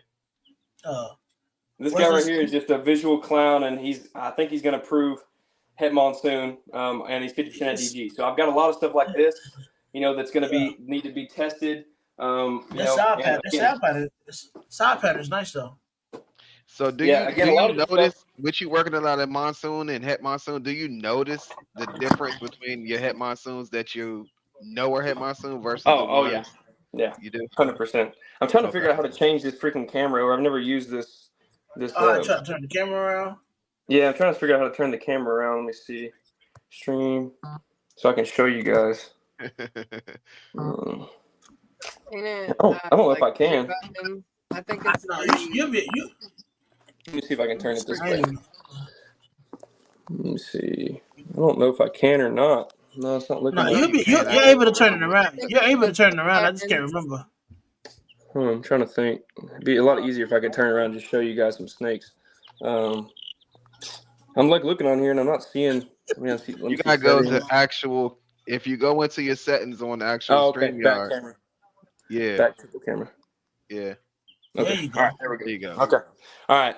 So like just some of this again. Hey, This this is is the YouTube view right here. this is Yeah, this the is YouTube. just one section of sheds that Charlie's going to be getting. So Charlie yeah, got his work cut out. he's gonna love me. And then I still got to shed test the bottom 5 levels of this rack, and they're all Damn. 3. They're gonna be 3 shed tests apiece at least. So yeah, I'm gonna. Damn. He's gonna have fun with me by the time he sends me that bill. But like I mean, I've got like this right here. So this is just a male clown, nothing else. And I can guarantee you, like I will put $1,000 on it right now that this male proves het monsoon. Like because look at this. So this is a regular clown. There's no other genes involved. This was a double het to to the other male. He about to eat you. He about to eat you. He is. So he's pissed. And then this is a female. It's literally the same exact stuff.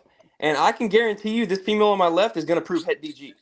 I just like I can tell. Like I don't know how to explain it. I know people say they can't see markers, but that snake right there is light. Like I hope she proves het monsoon. She's got a cool head stamp, but the chances are she's probably just going to prove, to be a visual clown het DG.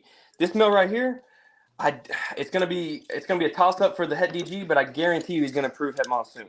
And that's just a clown. So then we're gonna go down, and I need to get my stuff organized better. But I got some really cool calico, possible double het monsoon clown stuff. This is a female right here. So this female just hatched out recently. So that's a normal. And that's no normal. That does not look normal. Look at the head stamp on that. That is a monsoon head stamp all day long right there, guys. I mean, if you see a head stamp on a normal snake that looks like that, it's het monsoon. I don't care what it. And that female is a 66% het clown as well. So I mean, she'll obviously have to get tested there. But then you move up here, and let me see, like this is that triple het female. Like you can just tell like with the markers. Yeah, that looks like that'll prove out. Yeah, it's No, like that definitely does. yeah, no, and she's got a het pied ringer on her. She's already het clown. She's 100% het pied. Like she's gonna prove 100%. But then you like go down. I'm trying to find some stuff again. I need to get better at my labeling. This girl right here, same thing. So she's het pied, 100% het pied, and she's 66% het cryptic. I didn't get her. Charlie didn't test for the cryptic, but she's a head stamp on her. That's a normal. Yeah. There's no other genes involved in that pairing at all. Period. Like that is 100% gonna be het monsoon. So like picture that in your mind right there. Hell, bro, like that's deep. Like picture that in your mind, and then I'm gonna go over here to this male, just this normal male. He's paired up. I didn't have time to clean this rack, so don't hate me. Grab the pitchforks. We're burning people. All right, so this is a 100% double het male, and look at the head stamp.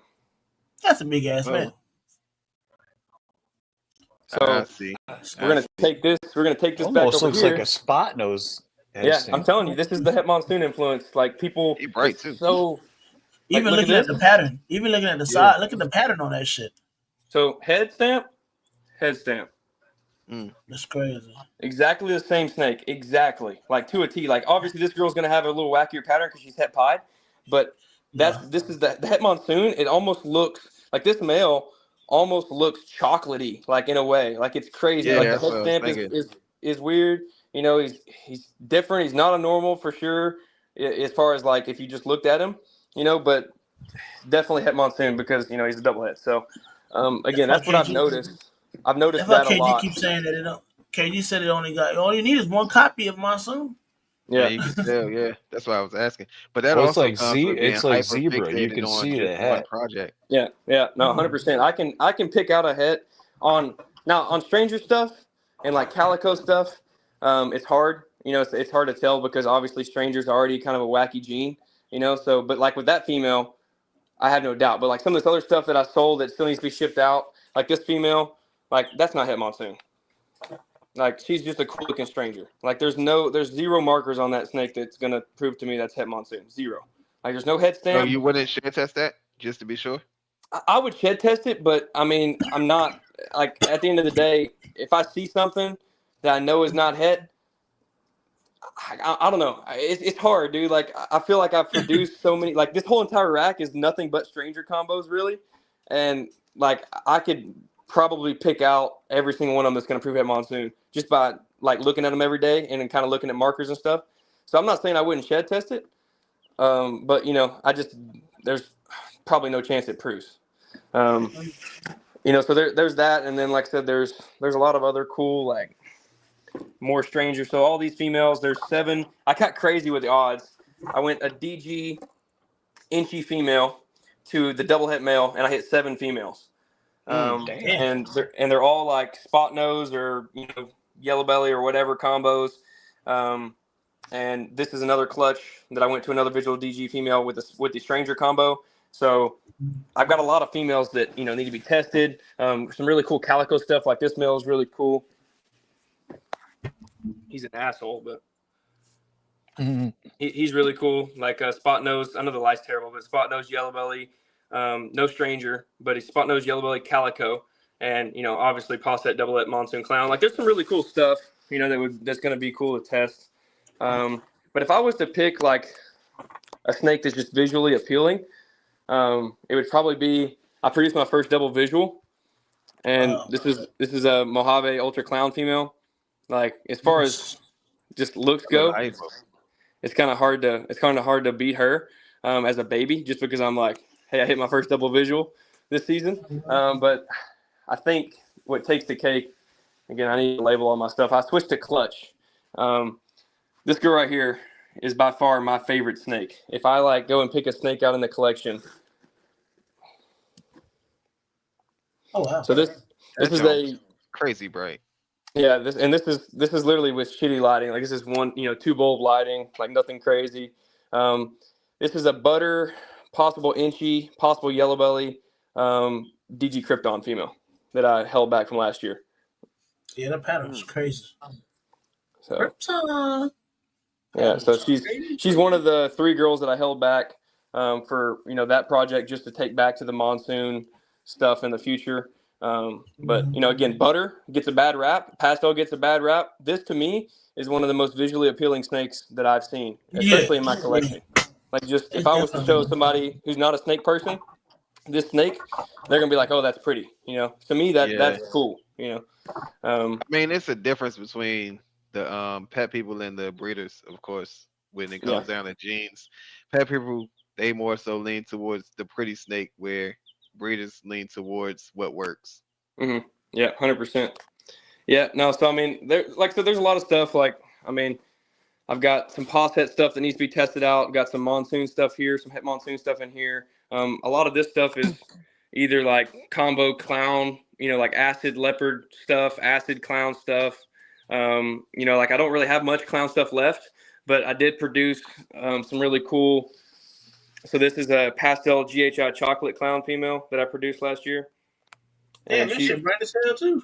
Yeah, she's really pretty. I mean, again, another one of those dark genes that that you would most people don't like because it's got pastel, but to me, she's still a power pack female and she looks amazing.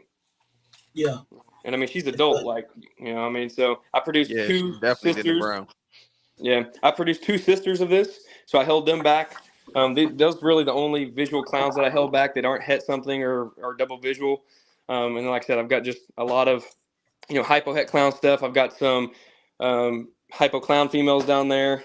Again, it's just all building blocks for me. Like this is my bear collection. This is as bare as it'll get, other than a few more males that I'm going to sell before I take on this, all these other snakes and kind of add in and start figuring out where I want to go in different directions. While you're at it, let's see what you got for sale.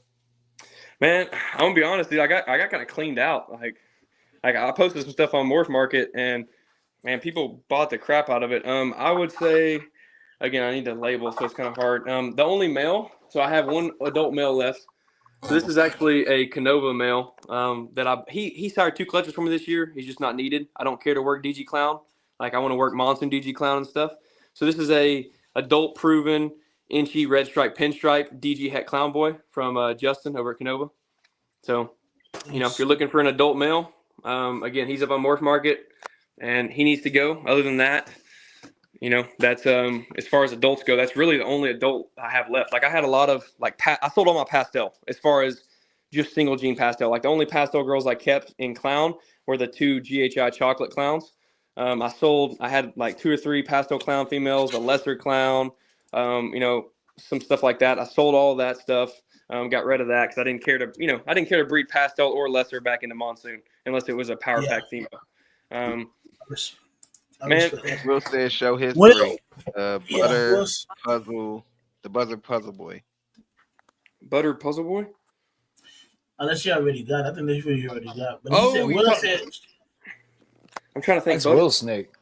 Yeah, you talking about Will? Yeah, the one he just picked up? Oh. Yeah. Yeah, he said just okay, so this male is kind of interesting. I was going to hold him back, but I was like, you know what? I'm done with the Stranger Puzzle stuff. Like, I've bred it for 2 seasons. I didn't think I hit, but this male, so he's a pewter puzzle, 100%. Like he's definitely a pewter puzzle. But as he ages, what's good, Jared? I'm thinking that this dude has Stranger in him, and I think he has Cypress in him. Like the more and more I look at him, and the more he's browning and darkening out in his saddles and stuff. Like I don't know, I'm kind of on the fence, and that's why I put him up, and he was interested in him, and obviously made him a deal and sold him. But this male right here, he's gonna be an awesome male. Again, I don't know. I go back and forth. 2 different snakes. Yeah. You don't think what you think you didn't hit on? You look like he might be puzzle for real. No, he's 100% puzzle. No, this is 100%. Yeah, this is a visual puzzle male. Now this is from. I'm trying to think. Let me see the. think of the pairing. This was a pastel cypress stranger het puzzle male to a cinnamon het puzzle female, and this is definitely a visual puzzle. He's definitely 100% puzzle. But I don't know. I think he's got cypress in him because look at his sides, how he's coming up on his sides now as he's aging. Yeah. I think he's got cypress, and I really do think he's got a solid chance of proving stranger. I mean, it's a nobody's made anything like this, so it's hard to tell. It's crazy. Yeah. And we don't have a stranger test, and for me, it's like. Shout out to Charlie. We're waiting on that stranger in Monsoon. yeah, exactly. No, definitely. But no, man. I mean, that's him. And then I also sold him this female right here, which she's a really pretty girl. She proved 100% at puzzle as well. Look how bright this girl is. Oh, wow. Nice. Yeah. So this girl's a pastel Great cypress. contrast. I'm pretty sure she's pastel. Again, I don't work with a lot of cypress. This was kind of the first clutch that I hit with, a lot of cypress. She doesn't have a very blown out head, so she could just be a really nice copy of cypress. It's hard to tell, but he picked up this girl, and I mean, you can't go wrong. I didn't want to sell her at first, but I was like, hey, like I got a lot of stuff that I just hatched out that proved to be cypress that obviously needs to be tested for het puzzle, and so I was like, all right, cool. I might as well just drop it.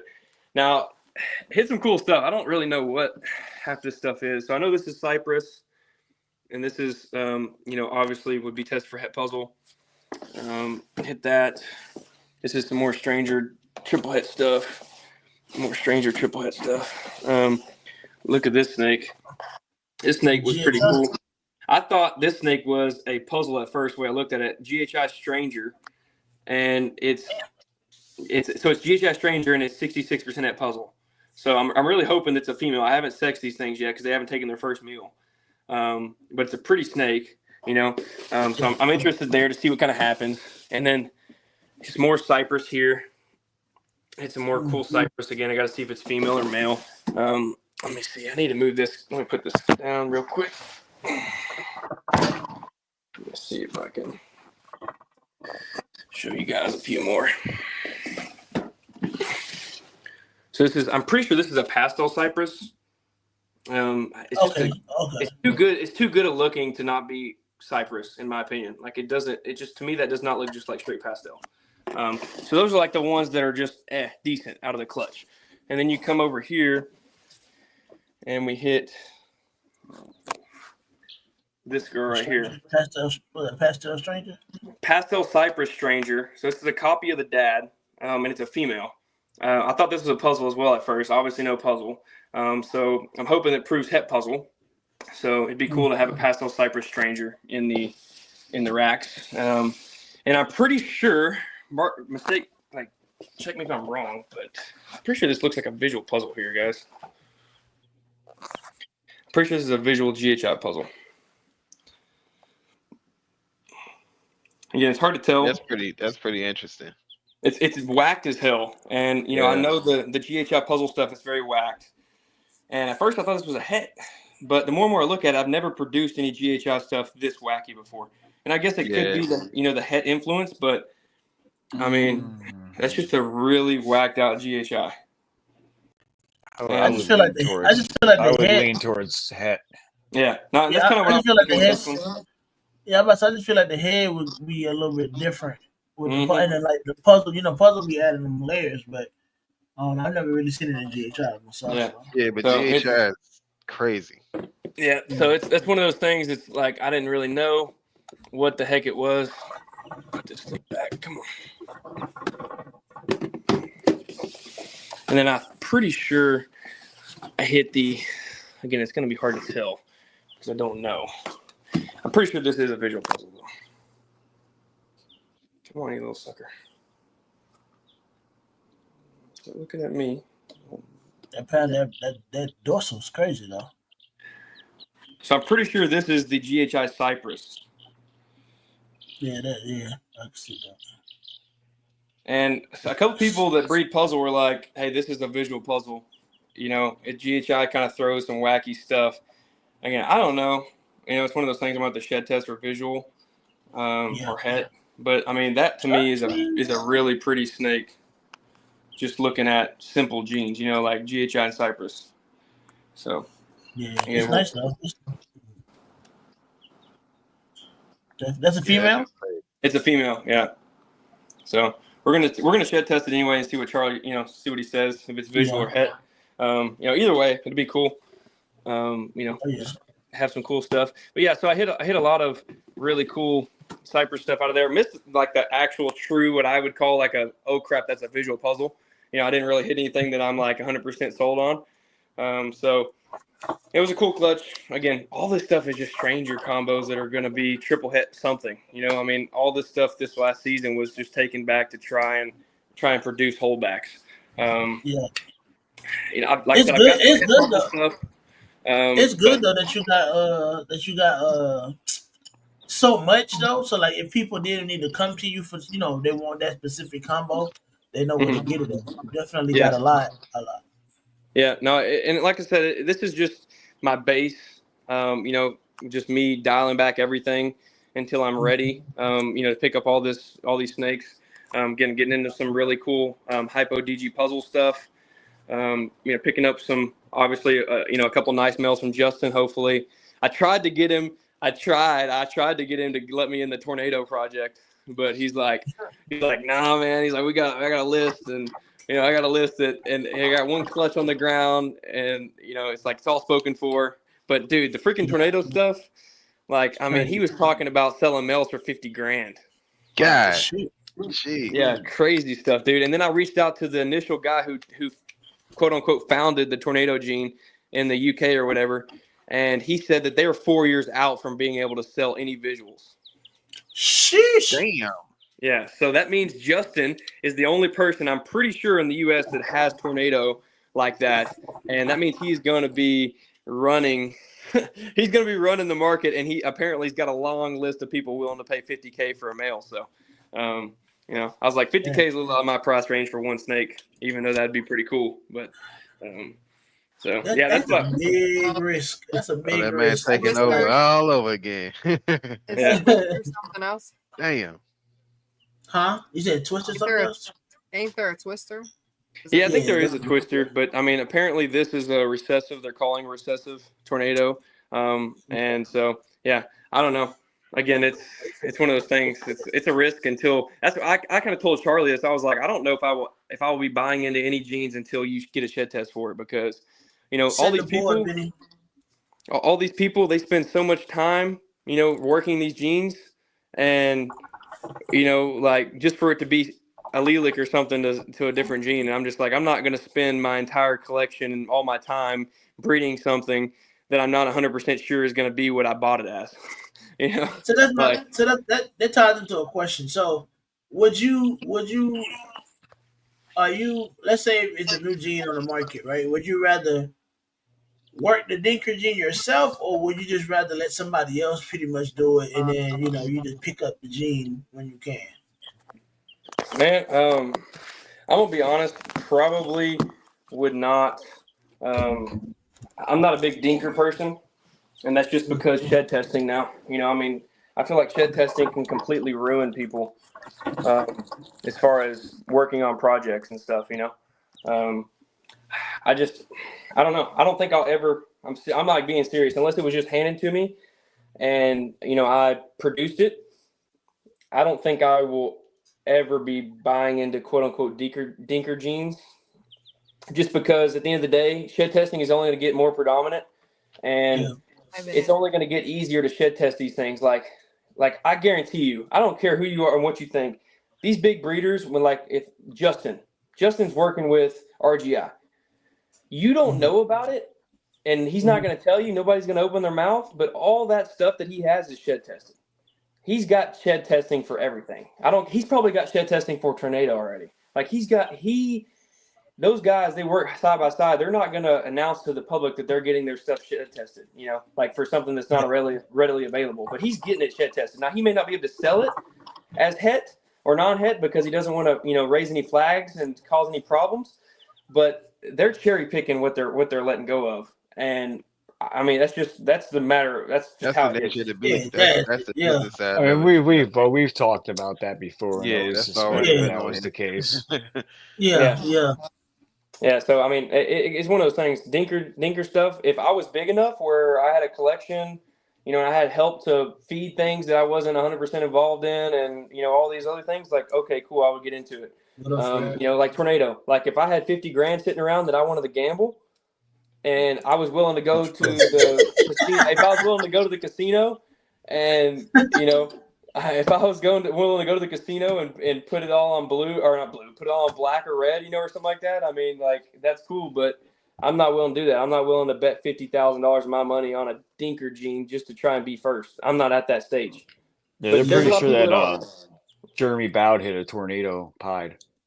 Yeah. I mean, again, there's no telling, dude. I mean, I don't know who has it in the U.S. I just know it's hard to come by.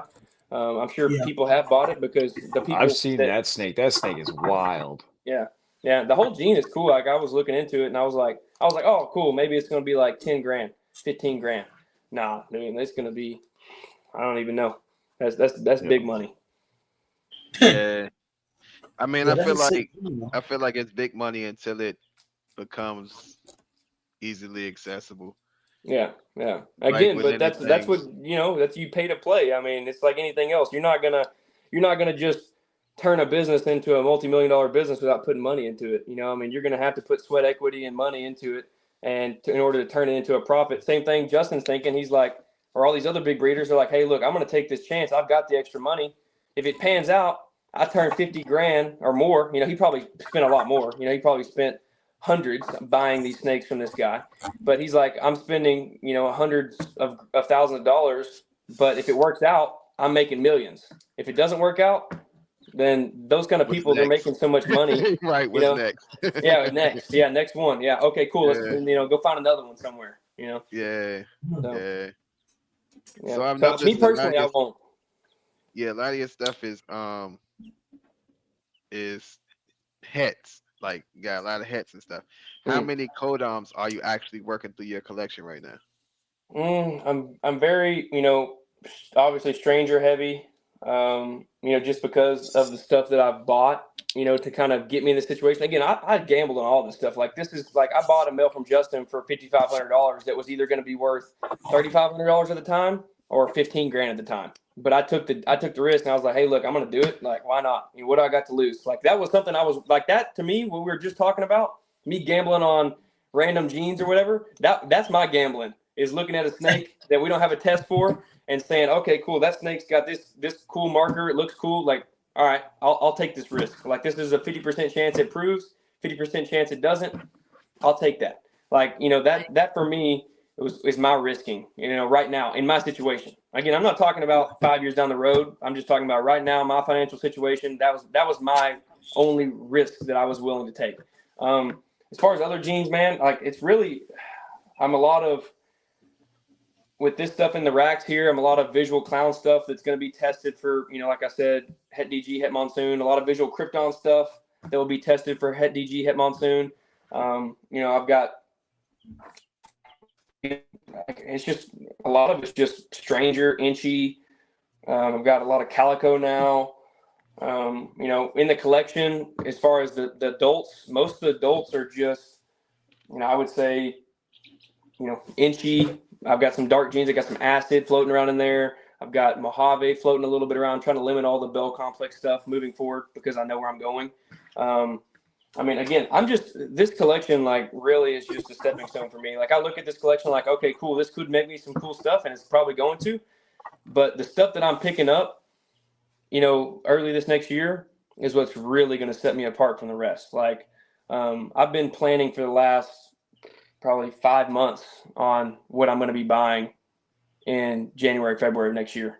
Like I've got a visual DG puzzle female on hold. I've got another visual het female. I've got, like I said, some really cool project DG hypo puzzle stuff that I'm picking up while I'm in Florida.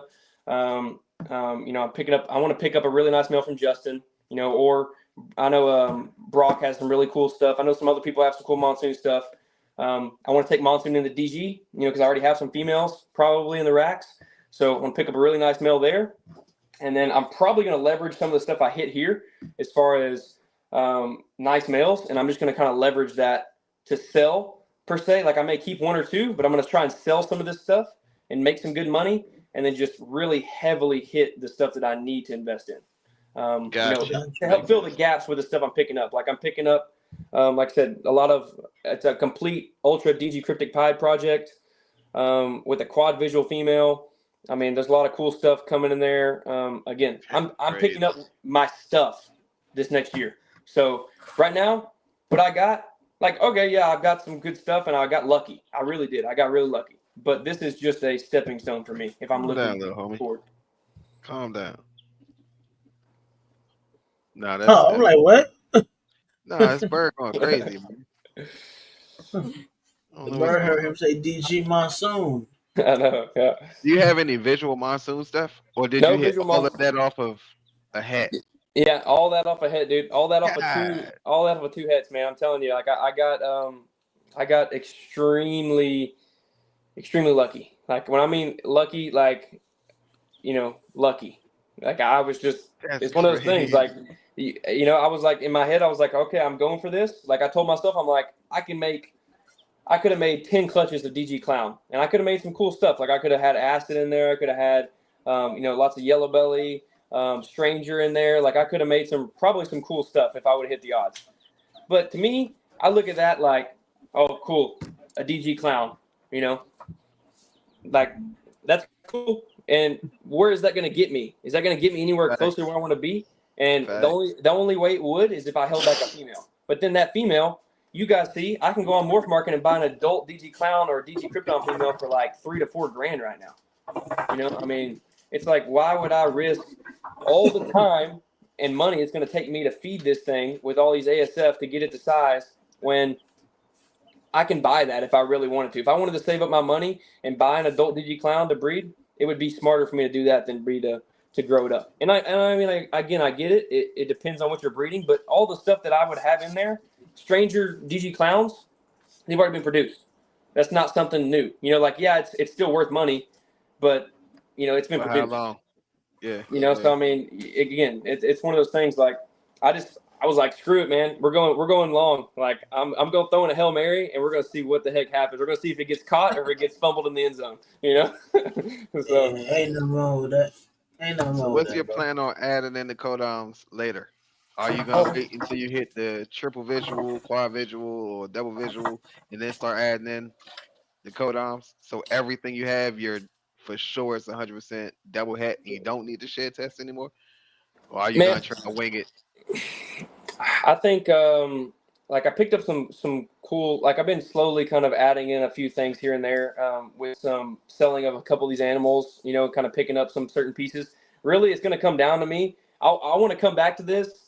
Like I'm gonna reach out maybe middle of next year, and I want to get back on with you guys, and then you ask me that question, and I'll be able to show you like specific projects of what I'm going to do, you know, because again, for I like sure.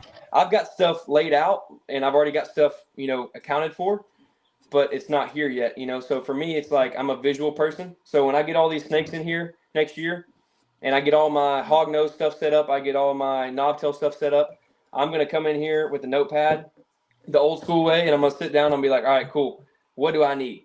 You know, like for me, like I've been talking about lace. Like I'm going to add lace. Like I want to pick up the collection I'm picking up has some lace stuff in it. So I'm going to work lace back into monsoon. So for me, if I pick up a leopard monsoon het DG male from Justin, I'm going to work that back into lace. Lace looks amazing with DG clown, you know, all that kind of stuff. Why not work it back into monsoon? Leopard works amazing with monsoon. Like I think in the future, if I have females that are going to be adults in a year and a half to produce DG monsoon clowns, I pick up a nice male from Justin and breed that male.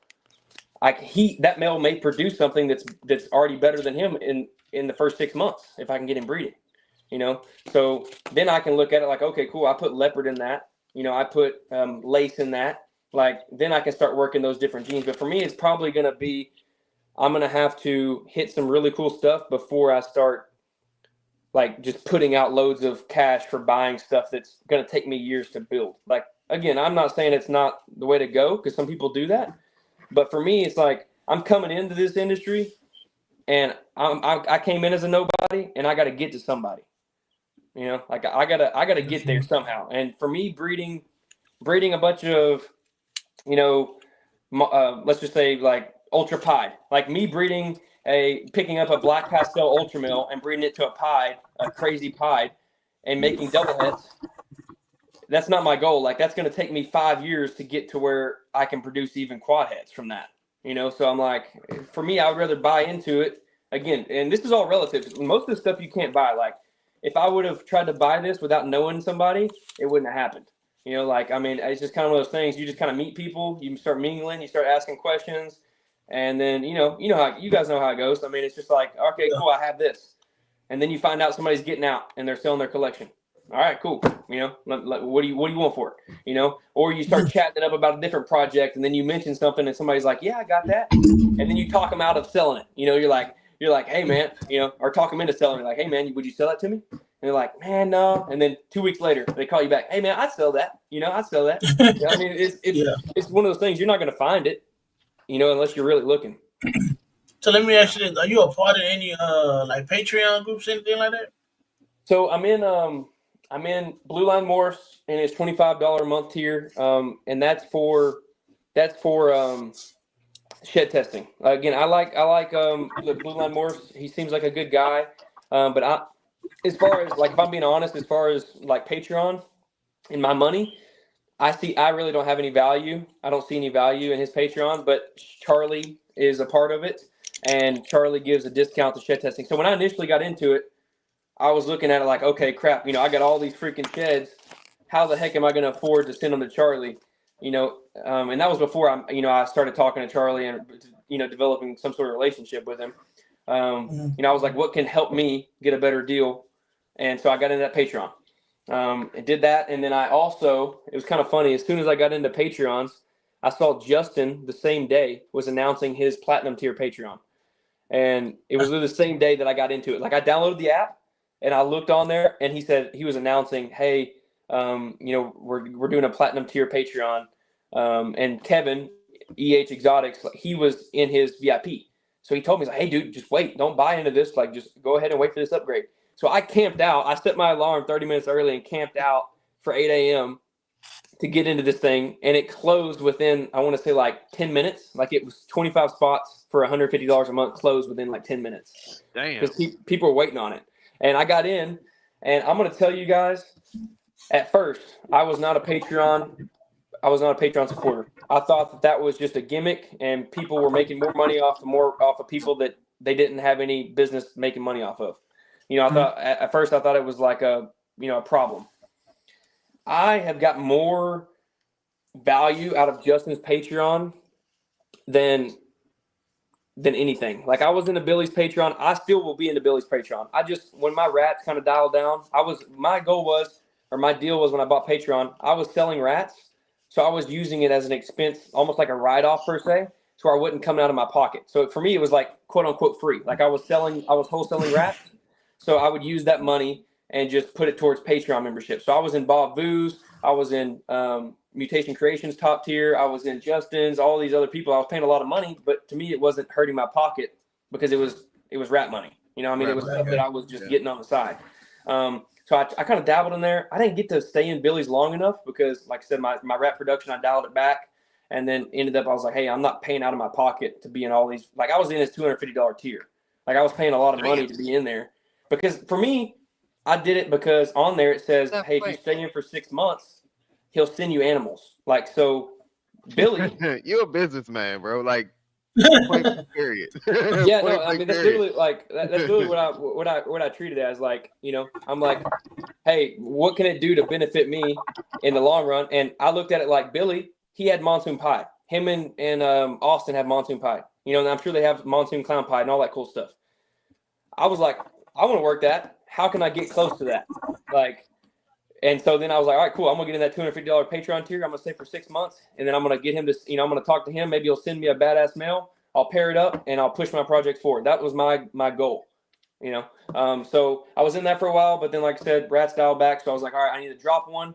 For me, Canova's tier was unmatched because he did giveaways. I won a triple het, like a 400-gram triple het DG Clown Pie female for $70. All I had to do is pay shipping.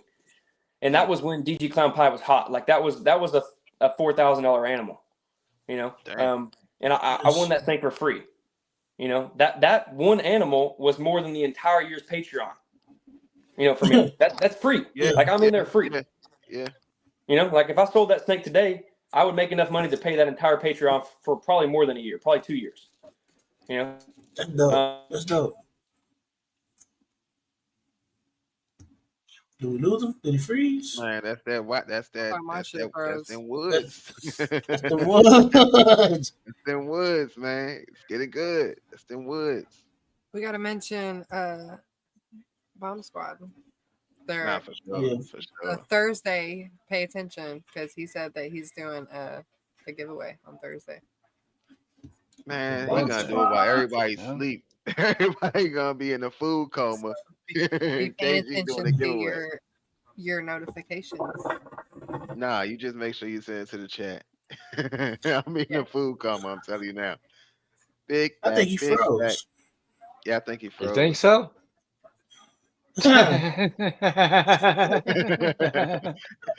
Damn, King. I wanted him to get the last segment of the show. I mean, he definitely has some heat over there. That boy definitely got his head on. Like, pause. But, so now that just like makes me think: do certain animals throw that gene more? Like for him making all of those hets off of just a het. The chances of a het throwing another het is like 50% chance, of course, because it's a gene. But like, but hasn't people said if you can see it in the het influence, is it really recessive? It's a codon. Yeah. So it's not really recessive. It would make sense of why it would be thrown around more in that case. At least in my head. These folks still need to get wonky from time to time. Damn, King. You definitely dropped some little gems in there, man. Boy, hey, Yeah, I'm keep about us to. on it though. You gotta It's show crazy. that bird one more time. It was You almost different. killed the dog. What's that bird's Listening to name? somebody talk the whole time other than Brandon was nice. What's I'm that trying to bird's tell you. name? That bird named Niglet. Oh, he's stretching. Little Niglet. Brandon Nah, about to get us this little canceled. dude cool, man. This little dude cool. I wonder if he'll sit up here. Yeah, he will. He damn sure will. Nah, this little dude cool. He So you know said he poops on your Somali, shoulder. bro. Let me message him real quick. Let him know he froze out. I don't know what that say.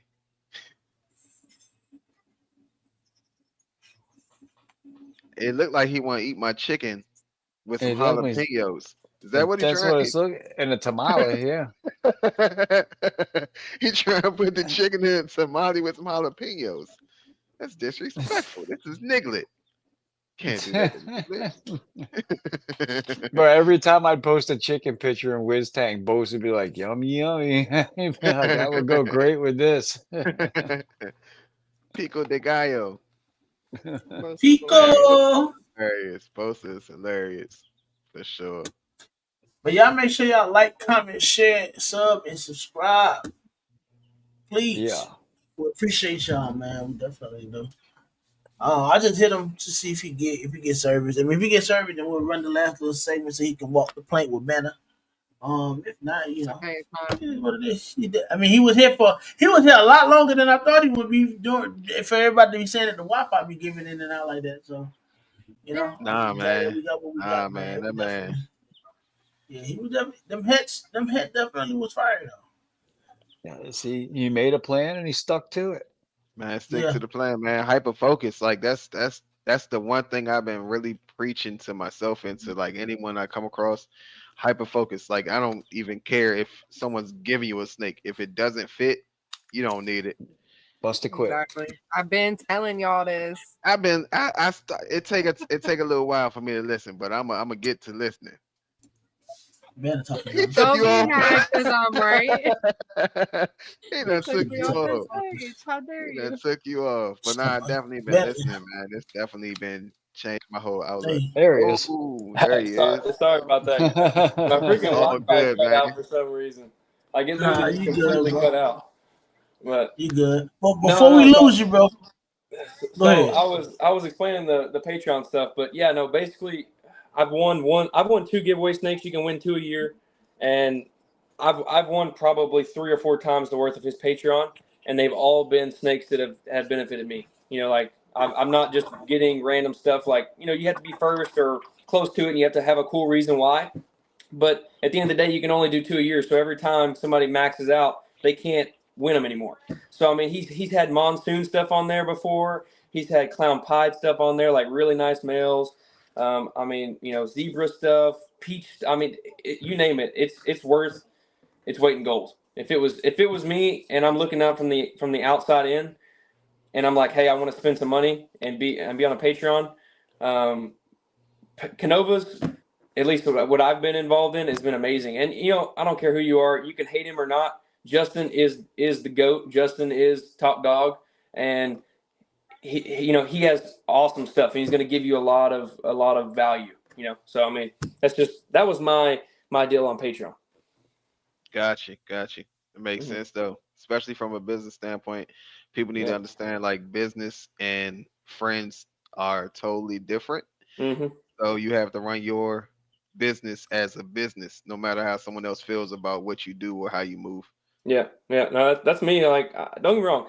I have no problem with people who dislike people that I am friends with or associate with, that are on the opposite sides. I don't care. Like I said, that's their problem. I don't have any problem with really anybody. I mean, I'm learning a few things about, I've been burned a few times, and I'm taking that into consideration as I move forward and things like that. But it all comes down to who you know, and that's a big thing. Like I've learned that with business, not even including this. It's about who you know. I don't care. You can be homeless. You can be on the side of the street, begging for food. And if you know the right person, you're going to be in a position to win. Like, I mean, Yeah, you get it that's back up. That's really what it is. Like, I mean, like it's just, I don't know how to explain it. Like, you can be in the simplest place with the simplest people, and if you're in a group with people who have wealth of knowledge or in that space, I mean, your life can change instantly. Like, if you're willing to listen and you're willing to put your brain towards something, you put sweat equity in, dude, you can do anything. And that's what the problem with this, in my opinion, like, quote unquote, this generation, I mean, most people want something for nothing. They're not willing to put the work in. Like, you're not going to get handed anything. But at the same time, if you're around the right people and you're a hard worker and you're dedicated, things can happen. Because, I mean, it's happened to me. Like, I mean, just being around people. Like, I play tennis. I go to country clubs. I play tennis with people that when I first started playing tennis, I didn't know these people had money. I didn't know. I played tennis. You can't. You didn't know. Yeah, I didn't know. I had no clue. No, dude. I had no clue these people. I had no clue these people had that much money. Tennis shoes after tennis. Hey, I'm talking money. Like, I'm talking money. Like, when I say no, it's different. There's money.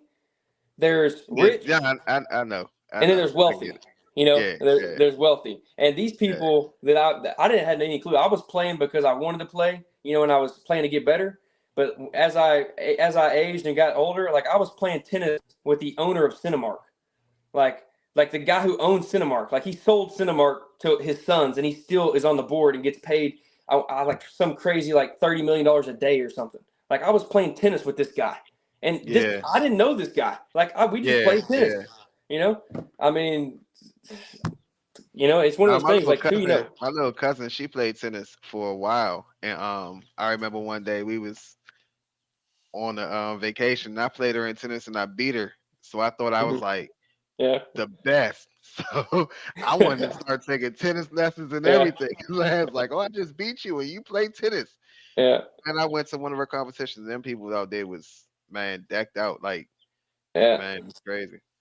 It's different, dude. I'll say I played football, played tennis. Obviously I played soccer before, like my freshman year. I played basketball. I played everything.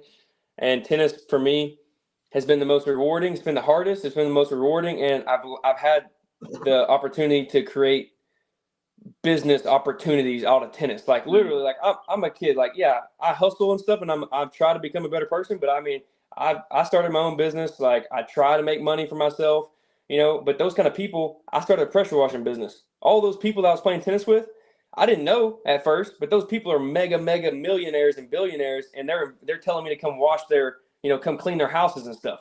I mean, that's a connection. That's me going to a tennis court and talking to them, hitting it off, and them asking me to come. And for them, $1,000, $2,000, $3,000 is chump change. That's pocket change to them. Like, they just want to see somebody doing work and working hard and pushing themselves. That's what. But that's the same thing with the snakes. I mean, it's all about relationships. It's all about who you know.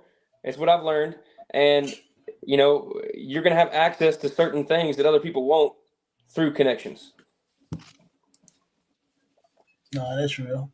So we got the last segment of the show.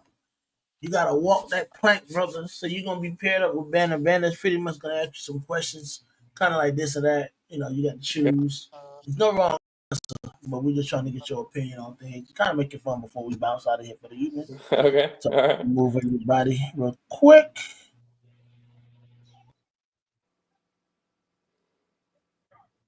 Okay. In honor of Thanksgiving, I'm going to start with some Thanksgiving questions. Okay. Turkey or ham? Turkey. Cornbread or rolls? I'm going to say cornbread.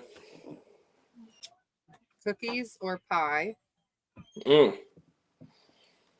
I do like a cookie pie? that counts. That's a hard question. What's the dish you're most excited about for Thanksgiving? I'm gonna say probably sweet potato pie. I'm a sweet potato pie person. Like, it's hard to come by. Like, for me, like, I like sweet potato pie. But then again, I'm like a dessert person. So, like, I'm gonna show up and, like, I'm gonna be the guy that everybody looks at and is like, what the hell is this guy doing? and I don't care. Because my family has been, my family split up into a lot of different sections. So, I mean, I go to like 4 Thanksgivings, and by the end of the day, I don't want to see Thanksgiving food again, and that's how I want it to be. So I'm going to eat everything. I feel that. Yeah. Are you a glass half empty or a glass half full kind of guy?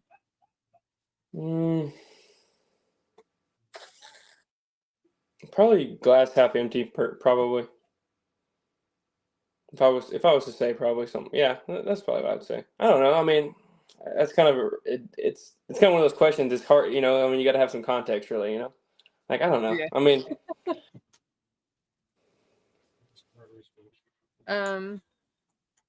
what's your favorite genre that you listen to? Music. I don't know. Like, I'm a pretty avid music person. Like, I listen to a lot of music. I'm gonna be straight up. Who's Like, your favorite artist? That's hard. Again, I listen to a lot of stuff. Like, I listen to country, I listen to rap, I listen to rock. Like, I listen to a lot of stuff. I mean, I don't know. I would say favorite artist right now would probably be like Rod Wave. I'm a Rod Wave fan. I listen to a lot of Rod Wave, because I like the vibey songs. I'm more of like a chill. I'm not like a crazy rap like listening. I don't listen to the hardcore stuff. I like listening to like the Drake, the Rod Waves. People like that I can vibe to. But then again, my next song on the chart could be George Strait, or my next song could be Green Day. Like, I mean, I don't know. Like, I literally listen to everything. Mine's like that, so I get it.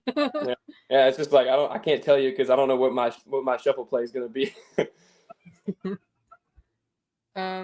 What's a species that you don't have yet but you want? And hognose doesn't count.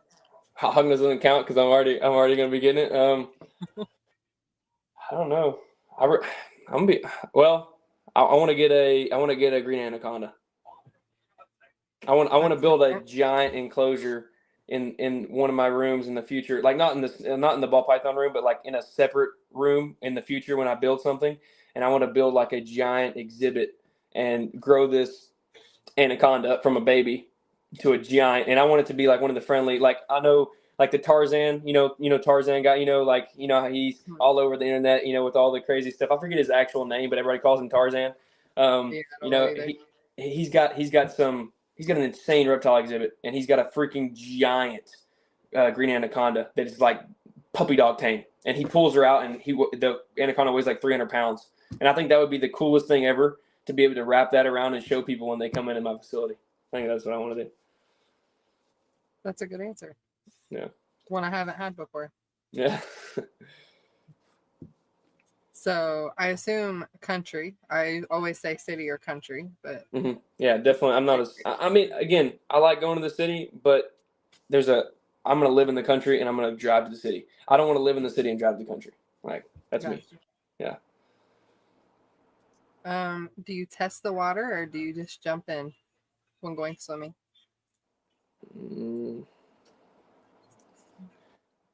I don't know. Depends on my mood, I guess. Like, if I don't care, I don't know. That's hard. That's a hard one. I mean, I'm gonna say just jump in. I'm gonna be honest. Like, I'm probably gonna have the idea of doing something stupid, and I'm probably just gonna do it. So, yeah. Do you say soda or pop? Soda for sure. I don't say pop. That's weird. You say pop and you got something wrong. You're not from the UK, yo. If you could time travel, would you go to the past or the future?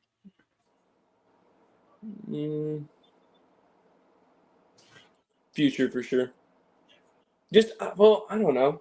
That's hard because I don't even know if I want to do that. To be honest with you, like if I had the option to do that, I don't think I would. But if so neither. Yeah, we're gonna go with neither. I'm gonna let somebody else do it. Would you rather sneeze confetti or hiccup bubbles? Sneeze 100%. I'm freaking hiccuping's not my thing. I have a very bad hiccup. Like it's very loud. My girlfriend, she makes fun of me. Where's somewhere you want to travel that you haven't? Australia, just for the fact of seeing the crazy animals and just the beautiful like beaches and stuff. Like I've watched people on YouTube that do like the diving videos in Australia and do like catching the mud crabs and stuff. And that seemed to me, if I would love to live, I would love to live in the Everglades in Florida. That would be my goal. Like I love Florida. Like I would live right on the Everglades and I would go freaking python hunting and iguana hunting every single day of my life. And then go get on the boat and go deep sea fishing. That would be my life. If I had all the money and I could just buy a house in the bay, it would be that. So yeah, it would definitely be Everglades or not Everglades, but like Australia, because that to me is like the capital if you're an animal lover, you know? Like if you're truly an animal person or like just in general, you're going to love Australia, I feel like. I've heard a lot of good things.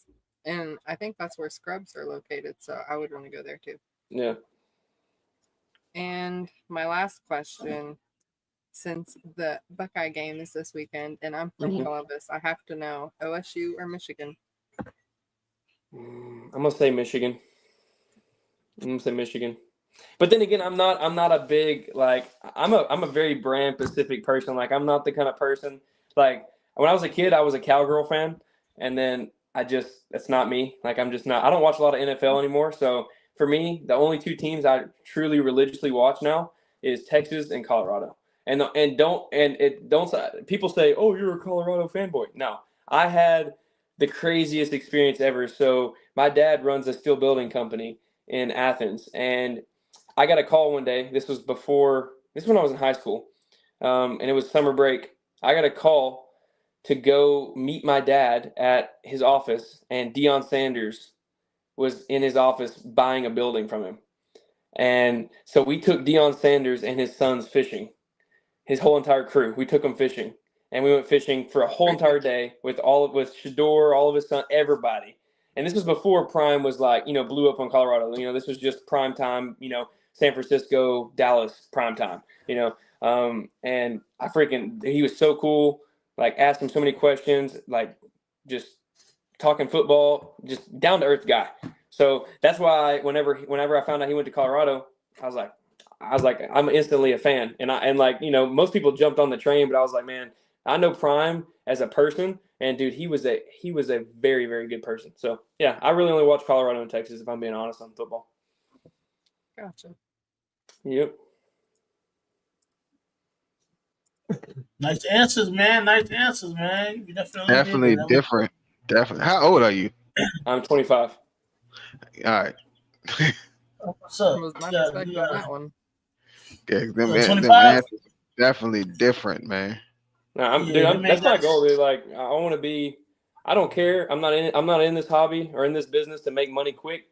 Like when I look at this, I love the reptiles.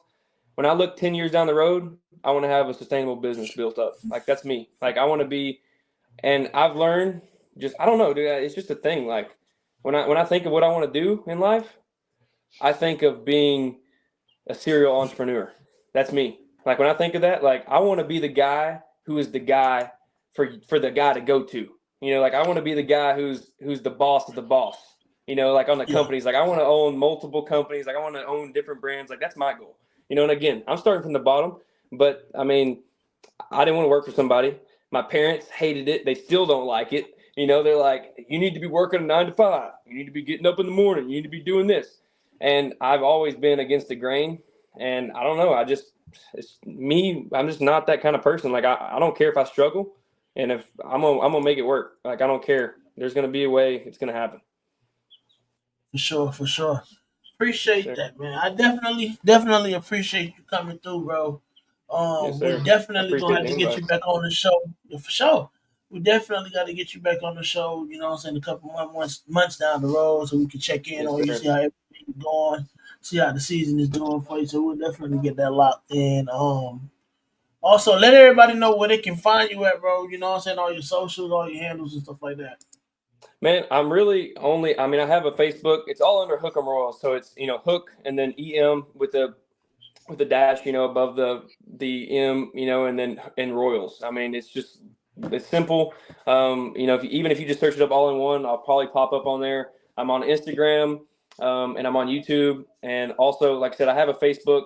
But I just post. I cross post. So I just, when I'm making an Instagram post, I just cross post to Facebook. So it's one of those things. Like I'm not active on there. But really, it all started on YouTube. Like that was my joy, with YouTube. And I started that. I've been kind of slacking. I can't lie. I'm gonna get back on my grind. I was doing real good. I was picking up a lot of traction, and then I stopped kind of making videos, started scaling back. So with all this stuff coming up, all these ideas and things coming to light, there's gonna be a lot of videos. So if you guys want real content, you don't want no bullshit, you don't want no drama, you just want down to earth, somebody who's, again, learning and willing to take criticism and all that, then I'm your person. Now, if you want somebody who's proper and, very, very calculated as far as, not saying the wrong thing and all that, don't get your feelings.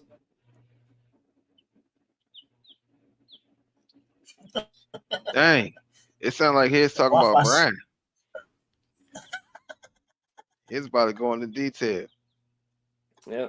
So that's me, man. If you want to follow along. If you don't. It ain't gonna hurt my feelings. Yeah. Brian all day. Stick to the plan. Hey, you can see me in a couple of years. That's fine. I mean, if you want to pray on the downfall, then you can see it in the people's future. feelings is not part of my plan. Yeah, exactly. Yeah. Not even ours. Nah, but before, other than that, man, I definitely appreciate you coming out here, bro. Definitely taking the world in stride, you know what I'm saying, and the hobby in stride, and you doing your thing. I don't know if you froze again, but it is what it is. But other than that, I definitely appreciate you coming out. Definitely, thank you for coming out. You know what I'm saying? Sure. And I know at first you was a little nervous about coming out because you was like, I don't know. Dude, I was like, man, I've flown below the radar up until this point, and I'm like, nobody's asked me to get on any podcast. It was coming, bro. It was coming. I know. You know what's crazy? Like, I've been watching. Man, I've been watching for a minute. I was like, I'm gonna get him on here, bro. And then we were just like, might as well do it for the new season anyway. So, yeah, man, it's good to get the exposure, bro. You know what I'm saying? It's always good, bro. Yeah, no, and before like I appreciate it. I mean, it means a lot. And like I said, you got a great show. All you guys appreciate it. And I mean, again, like I said, it's networking, and I'm getting there. Like I said, I'm not a natural camera person.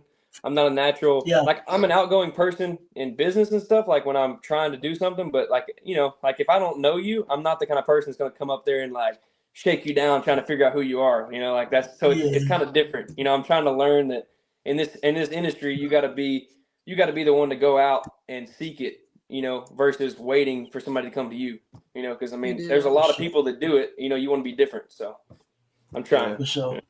Yes, For sure. It's a learning process for us all. Yeah, for sure is. But again, I appreciate you guys. This is awesome. I mean, this is what it's all about. Like for me, like I said, it's all about relationships, meeting awesome people and breeding awesome snakes. And then, like I said, the money's going to follow. So, I mean, this is amazing.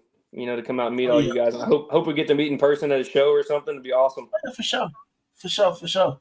Before we get up out of here, though, I gotta show this merch off. We gotta show this merch off one time. So, bands, get your shirt ready, get your hat ready, because you're gonna be blown up. Heck yeah! Shout out to the Wiz Tank clan. Y'all already know what time it is, and shout out to one of the best Patreons on the man, the Bomb Project Patreon. Heck yeah! B, you ready? Oh yeah. Oh. Yes, sir. Bomb Project one more time. I'm going to check his stuff out, man. I'm going to check his stuff. I didn't even know he had a Patreon, dude. I'm going to check it out. Yeah, bro. We're all on the Patreon, actually, bro. Heck yeah. No slacking on the back. No slacking on the back. Shout out to Bone Daddy Serpents here, too, for the cut. Shout out to Vinny. Vinny, send Hold on. One more. The Chondro flag from D's Balls and Exotics. Shout out to Dylan, man. Burn King. You already know what time it is. Oh, man. You got two of them over there from. I didn't know you had two. From Vinny.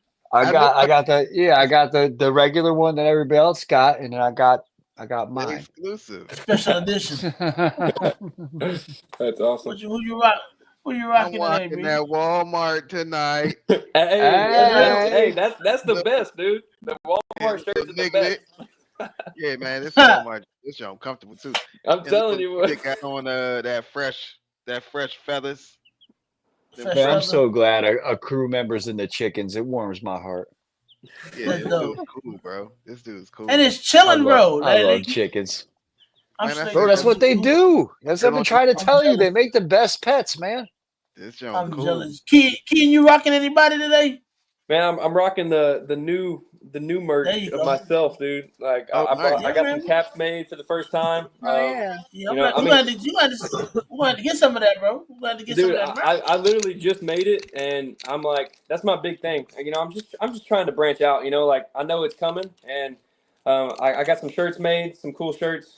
You know, so Yeah, I'm gonna be bringing those to shows. I'm gonna hook you guys up as well. Like I said, I just made a couple caps just to kind of see what if I liked them or not.